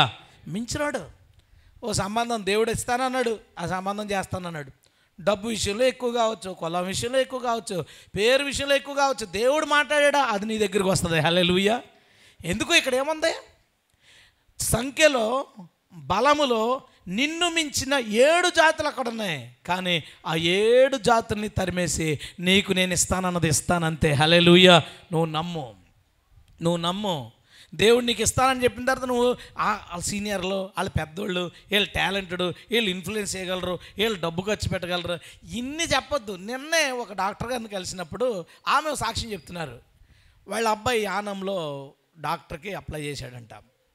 జాబులు కొనుక్కోవడమే ఆమె అన్నారు. ముందే డిసైడ్ అయిపోతున్నారంట.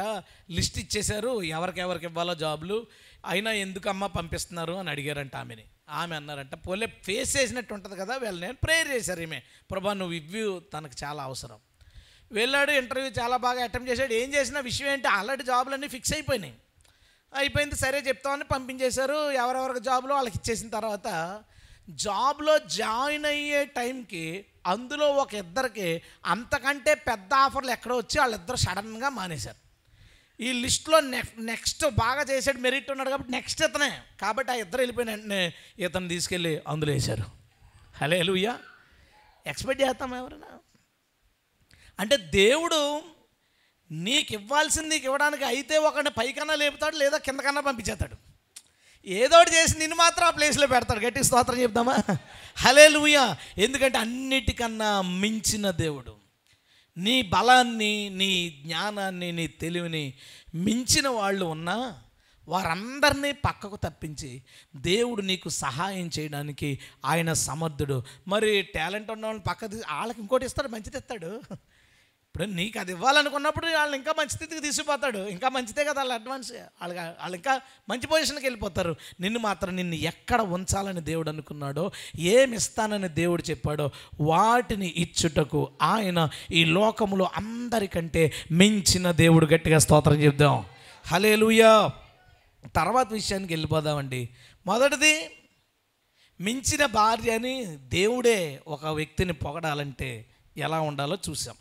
రెండోది, మించిన జనముని ప్రభు దాటించి ఆయన చిత్తాన్ని మన జీవితంలో జరిగించడానికి ఆయన సముద్రం. ఇలాంటి కార్యాలు మనం ఆలోచిస్తే ఎరుకోవాళ్ళు అసలు ఆ సీన్ ఎన్నిసార్లు చదివినా ఏంట్రా ఇది ఎలాగా? పెద్ద గోడలు కట్టారు, పెద్ద లావుగా ఉన్నాయి, పెద్ద డోర్స్ క్లోజ్ చేసి ఉన్నాయి, లోపల బలమైన వాళ్ళు ఉన్నారు. వీళ్ళు ఏం చేయగలరు? నిజంగా ఇశ్రాయేల్ని మీరు పడగొట్టండి అంటే ఇంకా తర్వాత తరం పడగొడతారు, ఇంకా ముక్కలు మిగిలిపోయింది. ఇప్పుడు కూడా అలా కొడతా ఉందరు. ఈ బాంబులు బ్లాస్ట్లు అనేవి ఐడియా అక్కడి నుంచి వచ్చిందో జనాలకి ఏంటో అసలు ఐడియా ఎవరికి తెలియదు. బాంబు అనే సెక్షన్ లేదు. చుట్టూ తిరగండి, మీరు చేయగలిగేది అదే. చుట్టూ తిరిగి ప్రభువుని స్తుతించగా 7వ మారు వారు కేకలు వేస్తున్నారు. ఆ గోడలు కూల్చేశాడు దేవుడు. హల్లెలూయా. నీవు చేసేది తక్కువే, ఏదో చిన్న ప్రయత్నం చెయ్యి, కానీ దేవుడు నీకు కావలసిన వాటిని అన్నిటినీ, నీకు ఇస్తానన్న వాటన్నిటినీ నీ చేతికి అప్పగించుటకు ఆయన సమర్థుడు. హల్లెలూయా. నెంబర్ 3, కీర్తనల గ్రంథము 35వ కీర్తన. అక్కడ శత్రువులు చాలామంది ఉన్నారట.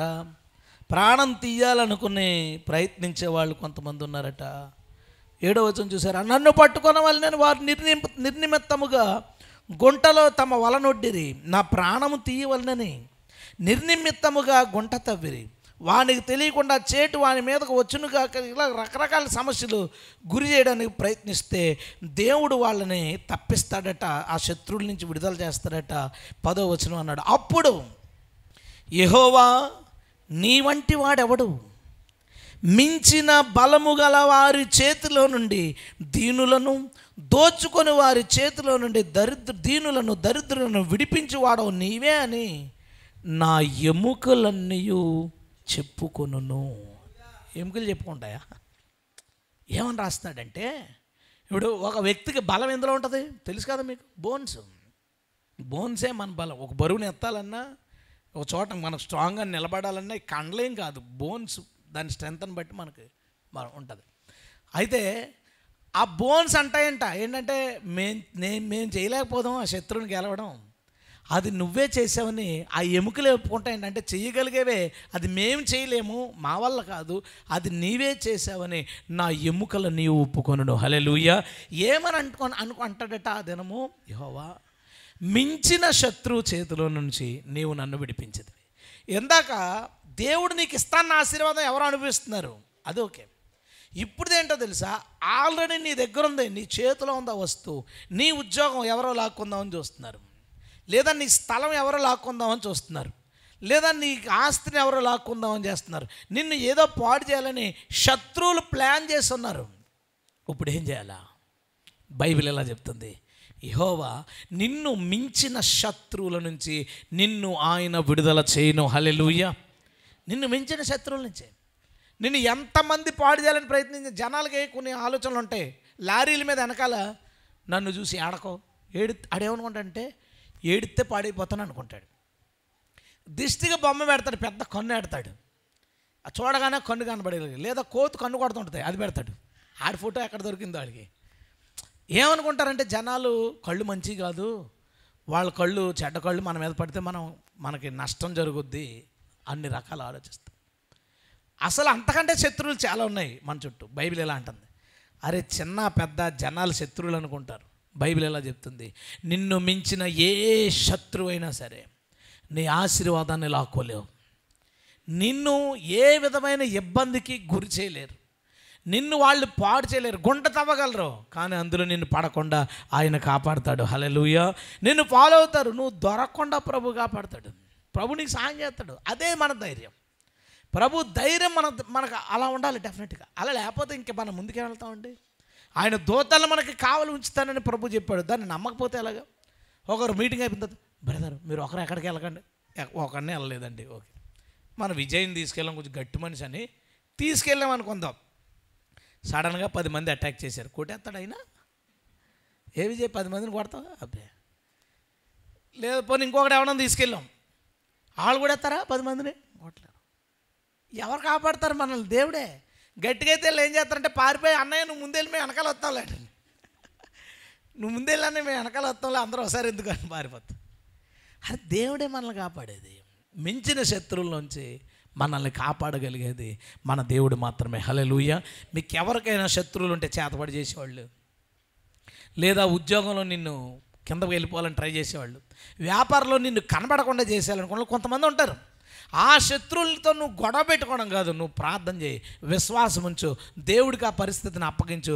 మించిన శత్రువుల దేవుడు నిన్ను విడుదల చేస్తాడు. హల్లెలూయా.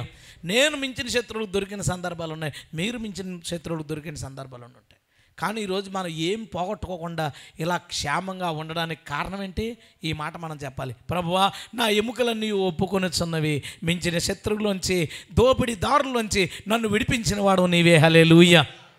ప్రభు మించిన బలము గల వారి చేతిలో నుండి నీ ఆశీర్వాదాన్ని నీకు తెచ్చివ్వగలడు. మించిన బలం గల వాళ్ళు నీ చేతిలోంచి ఆశీర్వాదం, నీ చేతిలో ఉన్నది వస్తువుని లాక్కుపోదామని అనుకున్నా సరే దేవుడు దాన్ని ఇవ్వడం. ఎవడో లాక్కునేవాడు. నీకు ఫస్ట్ ఇస్తానంటే అది ఫస్ట్. ఆడు ఇంక ఎంత చదివినా అటు పక్కోడు, ఆడు చదివిన మార్కులు ఆడికి వస్తాయి ఖచ్చితంగా, కానీ మించినవి మనకి ఇచ్చేస్తాడు, ఏదైనా చేస్తాడు. నీకు ఆ నమ్మకం ఉంటుందా? మన దేవుడు ఏదైనా చేయగలడు, ఎలాంటిదైనా చేయగలడు, ఎలాంటి పరిస్థితుల్లోనైనా చేయగలడు. నమ్మకం ఉందా? నమ్మితే ఖచ్చితంగా దానికి తగిన కార్యాలు నువ్వు చూడగలుగుతావు. హల్లెలూయా. హల్లెలూయా. రైట్. మనం ఏం చూసాము? అప్పుడు యెహోవా నీ వంటి వాడు ఎవడు? మించిన బలము గల వారి చేతిలో నుండి దీనులను దోచుకునే వారి చేతిలో నుండి దీనులను దరిద్రులను విడిపించువాడవు నీవే అని నా ఎముకలన్నీ చెప్పుకొనును. హల్లెలూయా. దేవుడు ఆ కృప మనందరి జీవితంలో నెరవేర్చునుగాక. తర్వాత విషయానికి వెళ్దామండి. రాజుల మొదటి గ్రంథం అయినా మనకి 3 రాజుల మొదటి గ్రంథం 19వ అధ్యాయం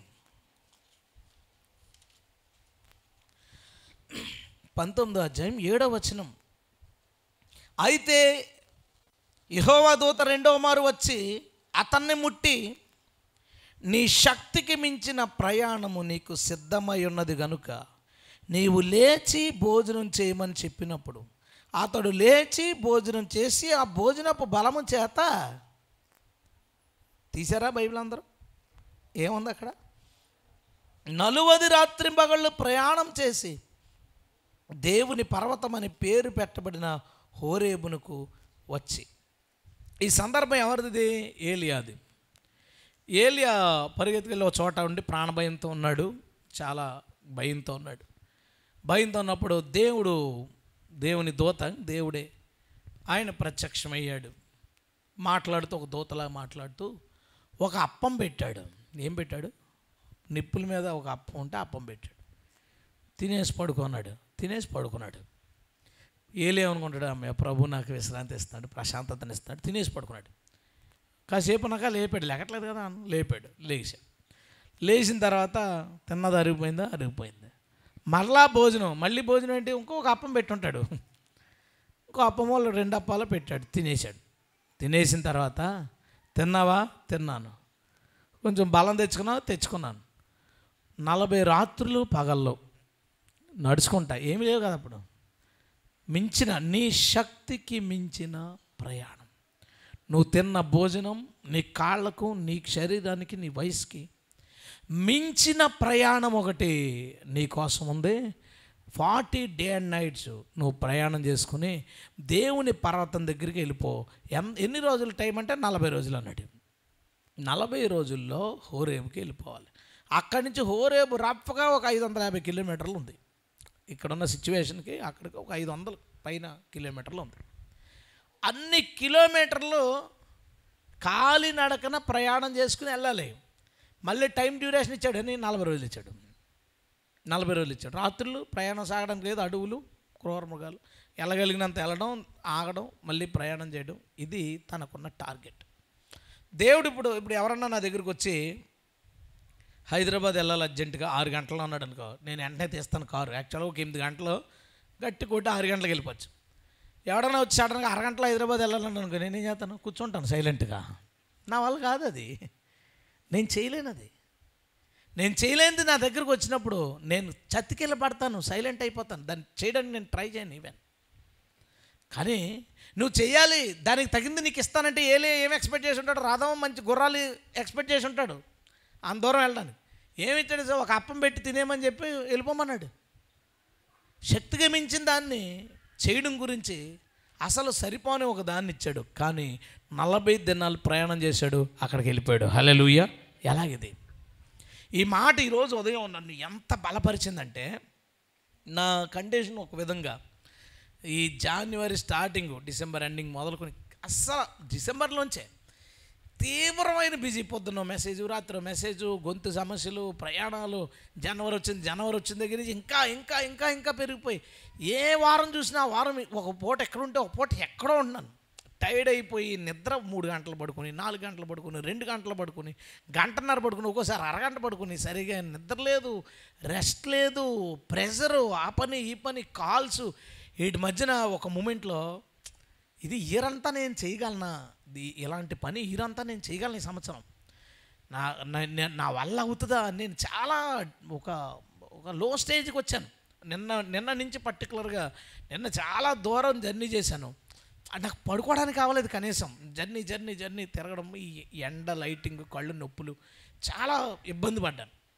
అయితే ఈరోజు దాన్ని చదివినప్పుడు, ఆ వచనం చదివినప్పుడు, ఆ వచనం నుంచి దేవుడు నాతో మాట్లాడుతున్నాడు. ఏంటంటే నేను చదివినప్పుడు దేవుడు నాతో మాట్లాడగా నా రియలైజేషన్ ఏంటంటే, నేను ఇది నాకు మించింది అనుకున్నాను కానీ దేవుడికి మించింది కాదు. హల్లెలూయా. ఇది నా శక్తికి మించిన పని కానీ దేవుని శక్తికి మించింది కాదు. 40 రాత్రి పగల్లో పని చేసేగలిగేలాగా ఏలియా చేసినప్పుడు నాకు 3 గంటలు 4 గంటలు ఛాన్స్ ఉంది కదా పడుకోవడానికి. నేను ఎందుకు చేయలేను? దేవుడు తన శక్తిని ఇచ్చి ఏలియాను అంత దూరం చేర్చినప్పుడు 2025 డిసెంబర్ 31 వరకు ఇంతటి పనిని చేయడానికి నాకు దేవుడు శక్తినివ్వడా? నిజానికి ఇచ్చిన వనరు కూడా ఏంటంటే అసలు సెట్ అయిందా? ఒక పూట చిన్న భోజనం పెట్టి 40 days day and nights journey చేయంటే ఆ భోజనం వలన బలము తెచ్చుకునే ఆ మాట అర్థం అట్లా నాకు. ఆ భోజనం వల్ల బలం తెచ్చుకునే 40 రోజులు వెళ్ళడం ఏంటంటే ఆ బలం దేవునిది. దేవుని స్తోత్రం. నీకు దేవుడు ఏదైనా పని అప్పచెప్తే పిల్లలు, భార్య, భర్త, పనులు వీటన్నిటి మధ్య ఇది చేయగలను, నా ఓపిక లేదు, నాకు బలహీనత ఉంది, నాకు ఇంకో ఈ పనులు ఉన్నాయి, టెన్షన్స్ ఉన్నాయి, అప్పులు ఉన్నాయి, వ్యాపారం ఉంది, వీటన్నిటి మధ్యన దీన్ని చేయగలనా, లేదా ఇగో ఇక్కడ చర్చ్ కట్టాలి, ఇక్కడ బోళ్ళంత ఆటంకాలు ఉన్నాయి, అక్కడ ఈ సువార్త చేయాలి, ఇక్కడ ఇయ్యాలి. అరే ఏమున్నా అవన్నీ నీ శక్తికి మించినవి కానీ దేవుని శక్తికి మించినవి కాదు. హల్లెలూయా. ఆ మించిన దేవుడు ఏమన్నాడో తెలుసా? నీ శక్తికి మించిన పని నీతో చేయిస్తాను. హల్లెలూయా. నీ పని ఏంటి? బలం తెచ్చుకో. ఈ మాటను పట్టుకుని బలం తెచ్చుకో. ఏలియాకి అప్పం పెట్టాడు, మనకు వాక్యం పెడుతున్నాడు. వాక్యాన్ని పట్టుకుని మనం ఏం చేయాలో తెలుసా? బలం తెచ్చుకోవాలి. బలం తెచ్చుకున్నావా మళ్ళా పరుగే. మళ్ళీ ఏదో రోజు చతికిల పడాలనుకున్నాడు, మళ్ళీ ఇంకొక అప్పం పెడతాడు, మళ్ళీ ఇంకో వాక్యంతో దేవుడు నేను బలపరుస్తాడు. నువ్వు చేయలేనని అనుకోవద్దు, నువ్వు చేయలేను. మన వాళ్ళు ఎవరన్నా అనే ఫోటోషాప్ నేర్చుకోవాలనుకుంటున్నాను వస్తుందంట, నేనేమంటాను తెలుసా? అరే మనం క్రిస్టియన్స్ రా, ఎందుకు రాదు? అనే కార్ డ్రైవింగ్ నేర్చుకోవాలనుకుంటున్నాను వస్తా. మిగతా వాళ్ళకి చాలా టైం పడుతుందిరా, మనం క్రిస్టియన్స్ కదా వచ్చేస్తుంది. ఎడిటింగ్ నేర్చుకోవాలంటే అరే అదేం కష్టం కాదురా బాబు, మనం క్రిస్టియన్స్ కదా వచ్చేది. ఎందుకు? మనకు దేవుడు సహాయం చేస్తాడు కాబట్టి. హల్లెలూయా. నువ్వు అది మర్చిపోక. ఎప్పుడు నువ్వు దేవుడిని నమ్మినవాడు దేవుడు నీకు ఆ జ్ఞానం ఇస్తాడు. అలాగే జోసెఫ్కి మన టీంలో ఉన్న వాళ్ళు అందరూ తెలుగు టైపింగ్ చేయగలరు, కార్ డ్రైవ్ చేయగలుగుతారు, తర్వాత ఫోటోషాప్ చేయగలుగుతారు, ఎడిటింగ్ చేయగలుగుతారు. దానికి నేనేం క్లాసులు పెట్టలేదు, వాళ్ళు ఏమి నేర్చుకోలేదు, వాళ్ళు ఏం గొప్ప చదువులు చదివేసుకోలేదు, ఏం లేదు. నేను ఎడిటింగ్ చాలా స్పీడ్గా చేస్తాను, టక్ టక్ టక్ టక్ చేసుకుంటూ వెళ్ళిపోతాం. మొన్న ఒక అబ్బాయి దగ్గర కూర్చున్నాడు, చూస్తా అని నిజం చెప్పు, నువ్వు ఎంత చదివావు? 10th. నిజం చెప్పిన అబద్ధం చెప్పిన అదే. పోనీ అబద్ధం చెప్తే బోర్డు ఊరుకుంటుంది, ఇంటర్ చదివినంటే బోర్డు ఊరుకుంటుందా? గవర్నమెంట్ బోర్డు ఊరుకోదు, నువ్వు ఎప్పుడరా ఇంటర్ చదివావు అంటాడు. మరి ఇదంతా ఎలాగా? అరే అలా మాట్లాడతావుట్రా, మన దేవుడు ఉన్నాడు కదా. నీ శక్తికి మించిన దాన్ని దేవుడు నీకు నేర్పించగలడు. హల్లెలూయా. నీ శక్తికి మించిన పనుల్ని దేవుడు నీకుతో చేయించగలడు. నీకు బిజినెస్లో ఒక గోల్ ఇచ్చుంటాడు దేవుడు, ఇదిగో నీ బిజినెస్ ఆ స్థాయికి వెళ్ళాలి.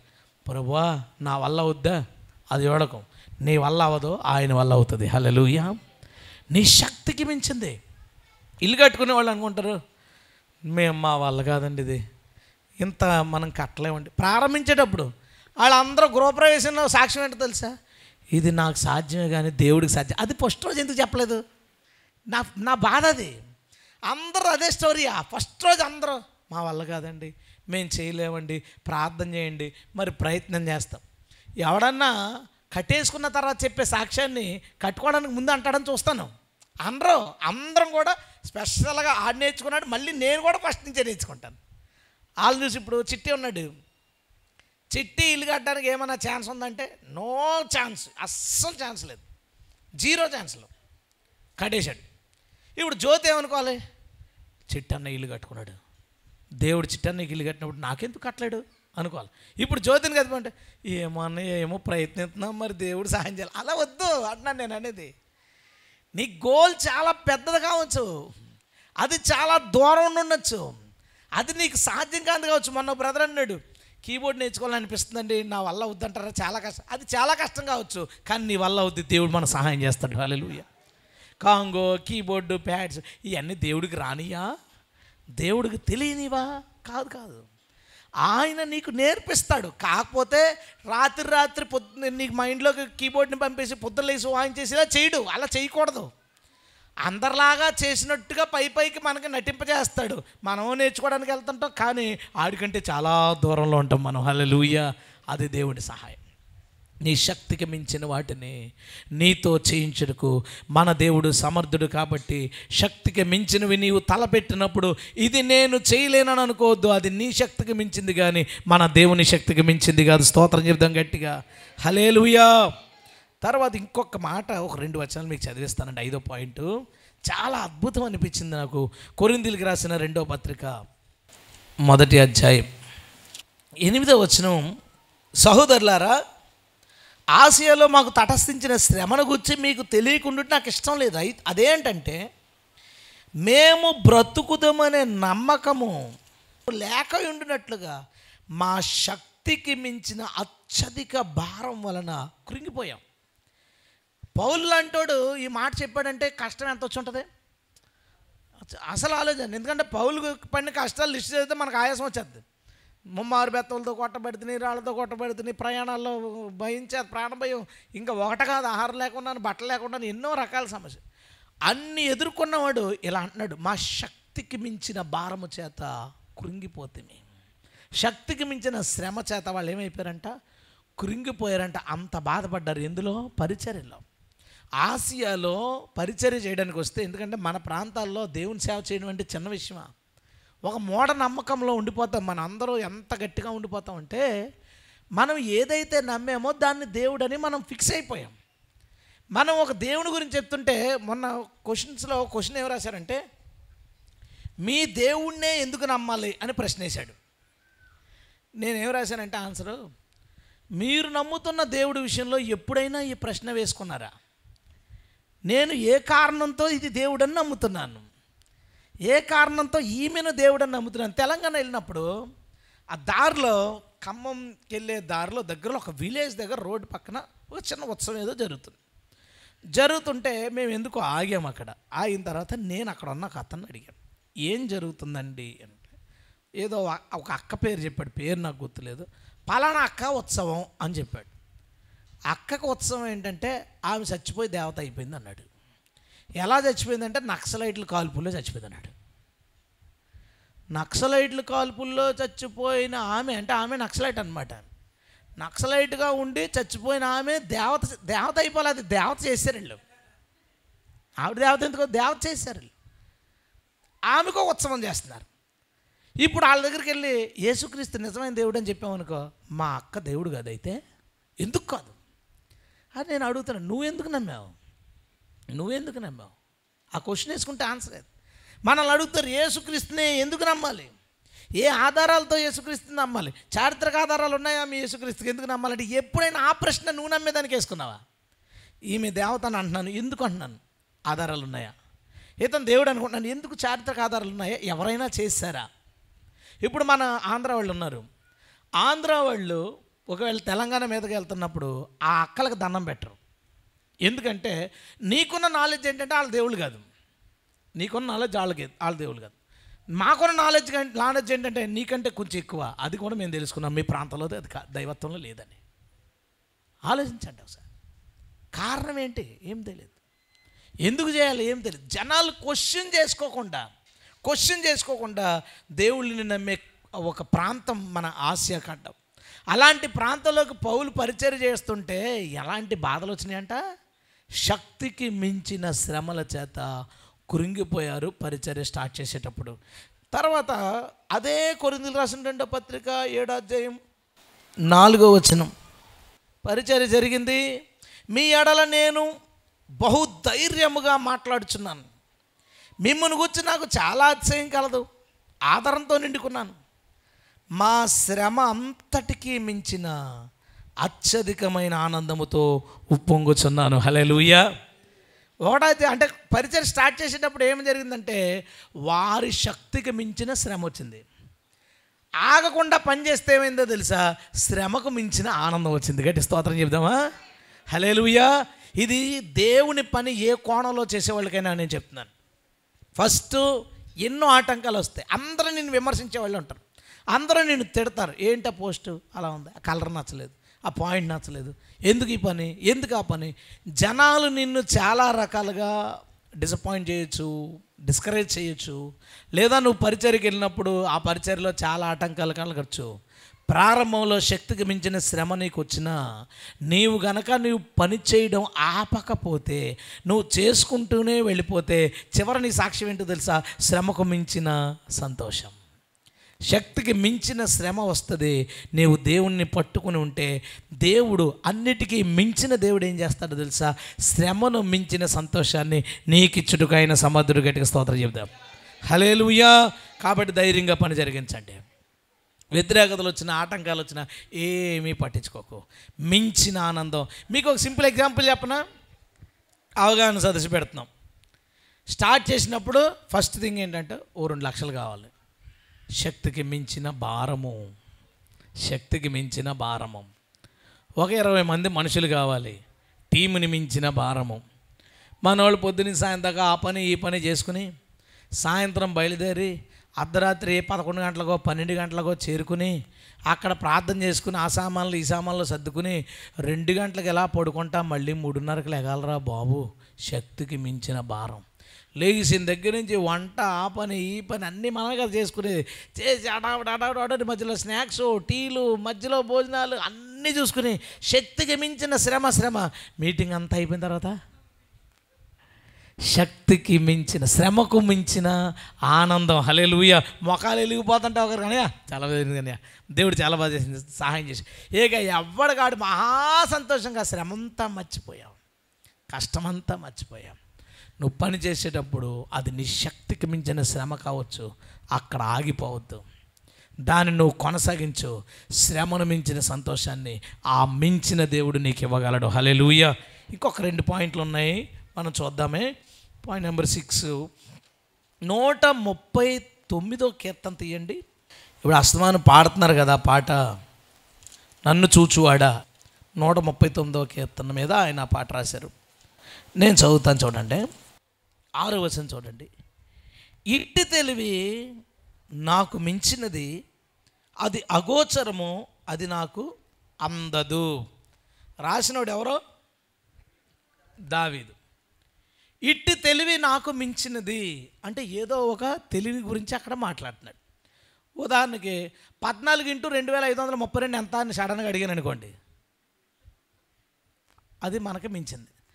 దాని ఆన్సర్ చెప్పేసి ఈ తెలివి నాకు చాలా మించింది అన్నట్టు దాన్ని ఏమనుకోవాలా? ఆన్సర్ చెప్పేశాం, టక్మని చెప్పేసి ఈ తెలివి నాకు చాలా మించిందండి కానీ చెప్పేశాను. ఏమనాలి దాన్ని? ఈ పాట చదివితే ఎంత విచిత్రంగా ఉంటుందంటే, 139 మొదటి నుంచి చదువుతున్నాను చూడండి. యెహోవా, నీవు నన్ను పరిశోధించి తెలుసుకొని ఉన్నావు. ఏమని స్టార్ట్ చేశాడో తెలుసా?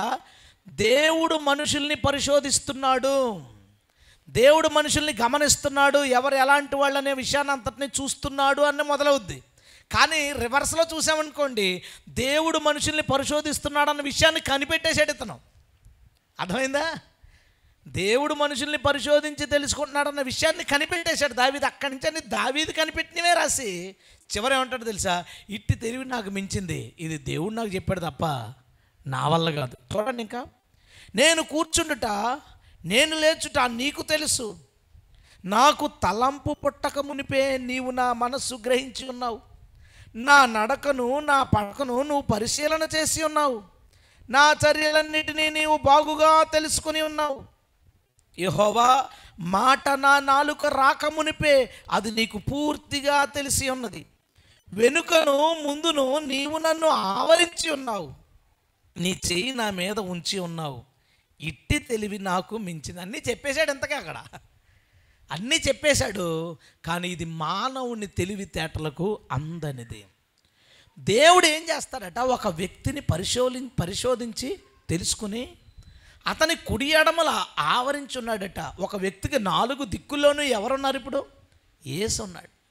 ఆయన ఎల్లప్పుడూ మనిషిని అంట దృష్టించి చూసి మనిషిని పరిశీలన చేస్తూ ఏమంటున్నాడు? కూర్చుండుట లేచుట కూడా నీకు తెలుసు అన్నాడు. కూర్చుంటా లేచుట. మీకు అరపిచ్చోడు గురించి మీకు మాట చెప్తాను. ఎవరి గురించి? అరపిచ్చోడు అని ఎందుకన్నానంటే, పూర్తిగా పిచ్చోడు పిచ్చి హాస్పిటల్లో ఉంటాడు, లేదా రోడ్ల మీద ఉంటాడు. పూర్తిగా బాగున్నవాడు జనాల మధ్య ఉంటాడు. అరపిచ్చోడు మీడియాలో ఉంటాడు. అంటే మీడియాలో ఉండే వాళ్ళు అందరూ అరపిచ్చోళ్ళని కాదు. ఒక అరపిచ్చోడు మీడియాలో ఉన్నాడు. అతను ఒకసారి ఎవరో ఒక టెస్ట్ మనీ చెప్పారు. అందులో ఏమని రాశారంటే, ఏమని చెప్పిందంటే ఆమె, దేవుడు నాతో ఆ చోటికి వెళ్ళొద్దని మాట్లాడాడండి, మానేశాను. దేవుడు నాతో ఇక్కడికి వెళ్ళమని చెప్పాడండి, వెళ్ళాను అంటే దానికి అతను కామెంట్ ఏమి రాశాడంటే, ఈ హాఫ్ మ్యాడ్ అంటే హాస్పిటల్కి అర్హుడు కాదాడు, జనాల మధ్యకి వెళ్ళడానికి అర్హుడు కాదాడు, హాఫ్ మ్యాడ్. ఈ అరపిచ్చోడు ఏమన్నాడంటే, దేవుడికి ఇంకేం పని ఉండదేంటి, నీతో మాట్లాడుతూ కూర్చుంటాడా? నేను అంటున్నాను ఈరోజు, దేవుడికి ఏ పని లేదు, నేనే దేవుని పని. దేవుడికి ఏ పని లేదు. సపోజ్ సృష్టి చేయలేదండి దేవుడు, మనిషే లేడు, దేవుడి పని ఏంటి పరలోకంలో? ఓ పని చెప్పండి. ఏం లేదు, పని లేదు, దేవుడికి ఏ పని లేదు. దేవుడు పని చేయడం ఏంటి? దేవుడికి ఏ పని లేదు. పని ఎప్పుడు చేయడం స్టార్ట్ చేశాడు? మనిషి కోసం సృష్టిని చేయాలనుకున్నప్పుడు ఆయన పని ప్రారంభించాడు. 6 రోజులు పని చేశాడు. పని అయిపోయింది, ఖాళీ, మళ్ళీ ఖాళీ, విశ్రమించను, మళ్ళీ ఖాళీ. మనిషి పాపం చేశాడు, మళ్ళీ పని స్టార్ట్ అయింది. ఆ పనిని అప్పటి నుంచి కొనసాగించుకుంటా మన అందరి పాపాలు కడగడానికి మనిషిగా భూమి మీదకి వచ్చి 33 సంవత్సరాలు ఇక్కడ బ్రతికి సుమారు 34 సంవత్సరాల దాకా, అందులో 3.5 సంవత్సరాలు పరిచర్యలో పనిచేసి చనిపోయి పునరుద్ధానుడై 3వ రోజు మరణాన్ని జయించి పునరుద్ధానుడై వెళ్ళిపోయి మధ్యవర్తిగా ఉండి మళ్ళీ అక్కడ పనిచేసి తర్వాత ఇప్పుడు పరిశుద్ధాత్మగా మనలో పనిచేసి ఇంకా పనిచేసి రాకడ వచ్చిన తర్వాత మళ్ళీ మనందరూ కూర్చొని మళ్ళీ 1000 సంవత్సరాలు ఆయన పరిపాలనలో పనిచేసి ఆ తర్వాత మనల్ని అందరినీ పరలోకం తీసుకుపోయిన తర్వాత నూతన యెరూషలేములోకి వెళ్ళిపోయిన తర్వాత అప్పుడు మళ్ళీ ఏ పని లేదు. ఆయనకున్న ఒకే ఒక్క పని, నువ్వు నేను. ఈ అరపిచ్చోళ్ళకి ఎందుకు అర్థం అవ్వలేదు అనుకుంటున్నావు? దావీదు రాశాడు ఇక్కడ, ఏమన్నా తెలుసా? ఇట్టి తెలివి నాకు మించినది. భక్తుడికి అర్థం అవుతారా బాబు, నీకేం అర్థం అవుతుంది? నీకు భక్తి లేదు, ఏమీ లేదు. పేరుకి క్రైస్తవులు అని చెప్పుకుని సోషల్ మీడియాలో ఫేస్బుక్లోను ఇన్స్టాగ్రామ్లోను జలగలు పట్టుకున్నట్టుగా వాటిని పట్టుకుని అక్కడ అలాగా ఆ జలగ పట్టుకుని ఎలా ఉండిపోద్దో అలా ఉండిపోతారు వీళ్ళు. అందులో రాత్రి పగలు అదే పని మీద కూర్చుంటాడు. ఆడేదో పోస్ట్ పెడతాడు, రిప్లై ఇవ్వలేదంటాడు. అదే నీకులాగా ఖాళీగా అందులో కూర్చోరు కదా, ఒక్కొక్కడికి ఒక్కొక్క పని ఉంటుంది. అతను అన్న మాట నాకు బాధ అనిపించింది. దేవుడికి ఏం పని లేదా నీతో మాట్లాడడానికి? ఎస్, దేవుడికి ఏ పని లేదు, నేనే దేవునికి ఉన్న పని. దేవుని స్తోత్రం. మనం మాత్రమే దేవుడికి ఉన్న పని. మన గురించి ఆయన పనిచేస్తున్నాడు, మనతో ఆయన పనిచేస్తున్నాడు, మన కోసం ఆయన పనిచేస్తున్నాడు, మనల్ని పని చేయడానికి ఆయన నడిపిస్తూ ఆయన పనిచేస్తున్నాడు. అందుకనే బైబిల్ ఎలా చెప్తుంది? అయినను ప్రయాసపడినది నేను కాదు, నా యందున్న దేవుని కృపయే. అంటే నాలో ఉన్న దేవుడే కృషి చేస్తున్నాడు, పని చేస్తున్నాడు. అందుకే బైబిల్ ఎలా అంటది? మీరు ఆయన పని అయి ఉన్నారు. చదివారు ఎప్పుడైనా? ఎఫెసీ పత్రికలో ఉంటుంది. మీరు దేవుని పని, మనం దేవుని పని, మనం దేవునికి ఉన్న పని. మనతో మాట్లాడడం, మనతో ఉండడం, మనల్ని నడిపించడం, మనకు సహాయం చేయడం, ఇది దేవుడి పని. ఎంతగా నీ మీద కాన్సన్ట్రేషన్ ఉందో తెలుసా? నీవు కూర్చుండుట లేచి ఉండుట ఆయనకు తెలుసు. ఆవిడ ఉంది, అరుగు మీద కూర్చుంది, లోకంలో మ్యాటర్లన్నీ చక్కగా చెప్తుంది. నువ్వు వెళ్ళి కూర్చుందాం అనుకున్నావు, నువ్వు కూర్చుండుట ఆయనకు తెలుసు. ఇప్పుడు ఏం చేయాలి? కూర్చోక అక్కడే. ఇంట్లో కూర్చున్నావు, ఏదో పని చేస్తున్నావు, ఆ పక్కింటి ఆవిడ సనుక్కుంటుంది. ఎంత కాసేపు విన్నావు, అయిపోయింది ఈవిడని లెగద్దాం, నువ్వు లెగడం ఆయనకు తెలుసు. నోరు మూసుకొని కూర్చో అక్కడే. నీవు కూర్చుండుట, నీవు లేచుట ఆయనకు తెలుసు. అంటే ఇలాంటి ఇప్పుడు అర్పించాడు ఏమంటాడో తెలుసా? దావీదుకు తెలియక రాశాడు అలాగా. దేవుడికి ఏం పని లేదా, నువ్వు కూర్చోవడం లేకపోవడం చూస్తాడా? ఎస్, చూస్తాడు. తలంపు నీలో పుట్టక మునిపే ఆయన దాన్ని ఎరిగి ఉన్నాడు. హల్లెలూయా. అంటే నీ మీద, నీ కోసం ఒక దేవుడు అయిపోయాడు ఆయన, ఎలోహిం. మనందరికీ ఒక్కొక్కరికి ఒక్కొక్కలాగా ఉండిపోతాడు. మన దగ్గర నీకు ఆలోచన ఏం పడుతుందో ఆయనకి ముందే తెలుసు. ఇంకో మాట అన్నాడు, నీ నోట మాట రాకమునిపే దాన్ని పూర్తిగా ఆయన ఎరుగు ఉన్నాడు. ఆ మాట ఎప్పుడన్నా ఆలోచించారా? మీరు ఒకరి దగ్గరికి వెళ్ళి అనుకుంటారు, వీడిని ఏదోలాగా ఒప్పించాలి దీనికి అనుకుంటారు. అంతవరకు నీకు క్లారిటీ ఉంది, నువ్వేం చేద్దాం అనుకుంటున్నావు. వెళ్ళి ఒక మాట ఏదో చెప్దాం, ఒరే నేను చెప్పేది వినరా అని మొదలు పెడదాం అనుకుంటావు. అక్కడ దాకా నీకు తెలుసు, రే నేను చెప్పేది వినరా, ఇప్పుడు దాకా ఎంతోమంది చెప్పి ఉండొచ్చు, నువ్వు ఆలకించలేదు. కానీ ఈరోజు ఇవన్నీ నువ్వు అనుకోలేదు. ముందు మాట నీ నోట వచ్చేటప్పుడు నువ్వు మాట అంతా కలిపి ఏం మాట్లాడతావు నీకు తెలీదు. మాట్లాడిన తర్వాత ఫ్లోలో వెళ్ళిపోయింది, కానీ నువ్వు ఫ్లోలో ఏం మాట్లాడబోతున్నావు కూడా దేవుడికి ముందే తెలుసు. హల్లెలూయా. అంటే నీలోంచి ఒక యాక్టివిటీ బయటకు రాకముందే దేవుడు దాన్ని గ్రహించి ఉన్నాడు. మనం అంటాం, మేము తిట్టలేమా నిన్ను, మనసులో తిట్టుకున్నావు, అది బయటకు రాకుండా ఆపుకుని నువ్వేమనుకుంటావు అంటే, నేను క్రైస్తవురాలని కాబట్టి నోట్లోంచి మాట బయటికి రాలేదు, జనాలకు తెలియదు, దేవుడు తెలిసి రాసుకున్నాడు ఆల్రెడీ. నువ్వు ఏం తిట్టావో రాసుకున్నాడు ఆల్రెడీ. ఒకడు అన్నాడు నన్ను, నా చేతిలో బైబిల్ ఉంది కాబట్టి బతికిపోయావు, లేదంటే చంపేద్దును అన్నాడు. దేవుడు రాసుకున్నాడు, పీటర్ని చంపేశాడు పలానా రోజున. అంతే. అది నీ లోపల ఏం జరిగిందో దేవుడికి తెలుసు. జనాలు నిన్ను అర్థం చేసుకోవచ్చు, నువ్వు వెళ్ళి వాళ్ళకి ఏదో మంచి చేద్దాం అనుకుంటావు, నోరెప్పుకుంటా వాళ్ళు అరిచారు. కొంతమందికి ఈ అలవాటు ఉంటుంది, మనల్ని చెప్పనివ్వరు, మాట చెప్పనివ్వరు మనల్ని. అది కాదంటే నాతో చెప్పకు, నాకు తెలుసు. మనల్ని కనీసం నోరెత్తి చెప్పనివ్వరు. నువ్వు బాధపడకు, నీ మనసులో ఏముందో దేవుడు తెలుసు. దేవుని స్తోత్రం. అందుకే చివరికి వాళ్ళ దగ్గర డైలాగ్ అడుగుతారు, రే నువ్వేం మాట్లాడినా నేనేమున్నానా నాకు దేవుడికి తెలుసురా అంటాడు. ఎందుకు దేవుడికి మాత్రమే తెలియాలి, నువ్వు మాట్లాడనివ్వలేదు కదా. కొంతమంది బుద్ధులు అలా ఉంటాయి, కొంతమంది అలాంటి స్వభావాలు కలిగి ఉంటారు. బట్ ఆలోచించు, మాట నీ నోటి నుంచి బయటకు రాకుండానే నీకు ఇంకా తలంపు పుట్టకముందే దేవుడు నిన్ను చూస్తూ ఉన్నాడు. ఇది మనకి మించిన తెలివి. దాన్ని దావీదు రాశాడు, దాన్ని యేసుక్రీస్తు చెప్పాడు. ఏమన్నా తెలుసా? నీ హృదయంలో ఒక స్త్రీ గురించి తప్పుగా ఆలోచించుకుంటే, దేవుడు ఎంత గొప్పవాడు మన దేవుడు. నీవు నీ మనసులో ఎదుటి ఒక స్త్రీ గురించి తప్పుగా ఆలోచించుకుంటే అది వ్యభిచారంతో సమానం అన్నాడు. అంటే ఎక్కడైతే దేవుడు జడ్జి చేస్తున్నాడో దాని గురించి బోధించాడు ప్రభు ఈ లోకానికి వచ్చి. దేవుడు జడ్జి చేస్తున్నాడు ఎక్కడో తెలుసా? హృదయంలో స్టార్ట్ అవుతున్న దగ్గర జడ్జి చేస్తున్నాడు. అక్కడ ఆయన నోట్ చేస్తున్నాడు, నువ్వు ఏ పొరపాట్లు చేస్తున్నావు ఏంటనేది అక్కడే నోట్ చేస్తున్నాడు. కాబట్టి చెప్తున్నాడు, అక్కడే నువ్వు కరెక్ట్ చేసుకో. దేవుని స్తోత్రం. నువ్వు అక్కడే కరెక్ట్ చేసుకో. ఇంకా మాటలు ఎలాంటి విషయాలు అక్కడ చెప్తున్నాడో షార్ట్గా మనం చూద్దామండి. 139లోనే, వెనుకను ముందును నీవు ఆవరించి ఉన్నావు, నీ చెయ్యి నా మీద ఉంచావు, ఇట్టి తెలివి నాకు మించింది, నా నడక నా పడక నీవు పరిశీలన చేస్తావు. ప్రతిదీ ఆయనకి తెలుసు. ఇంకోటి చివరిగా మాట అన్నాడు, నీ చెయ్యి నా మీద ఉంచి ఉన్నావు. చుట్టూరు ఆవరించి ఉన్నాడట. అంత మాత్రమే కాదు, నీ చెయ్యి నా మీద ఉంచి ఉన్నావు. ఏంటి చెయ్యి మీద ఉంచడం?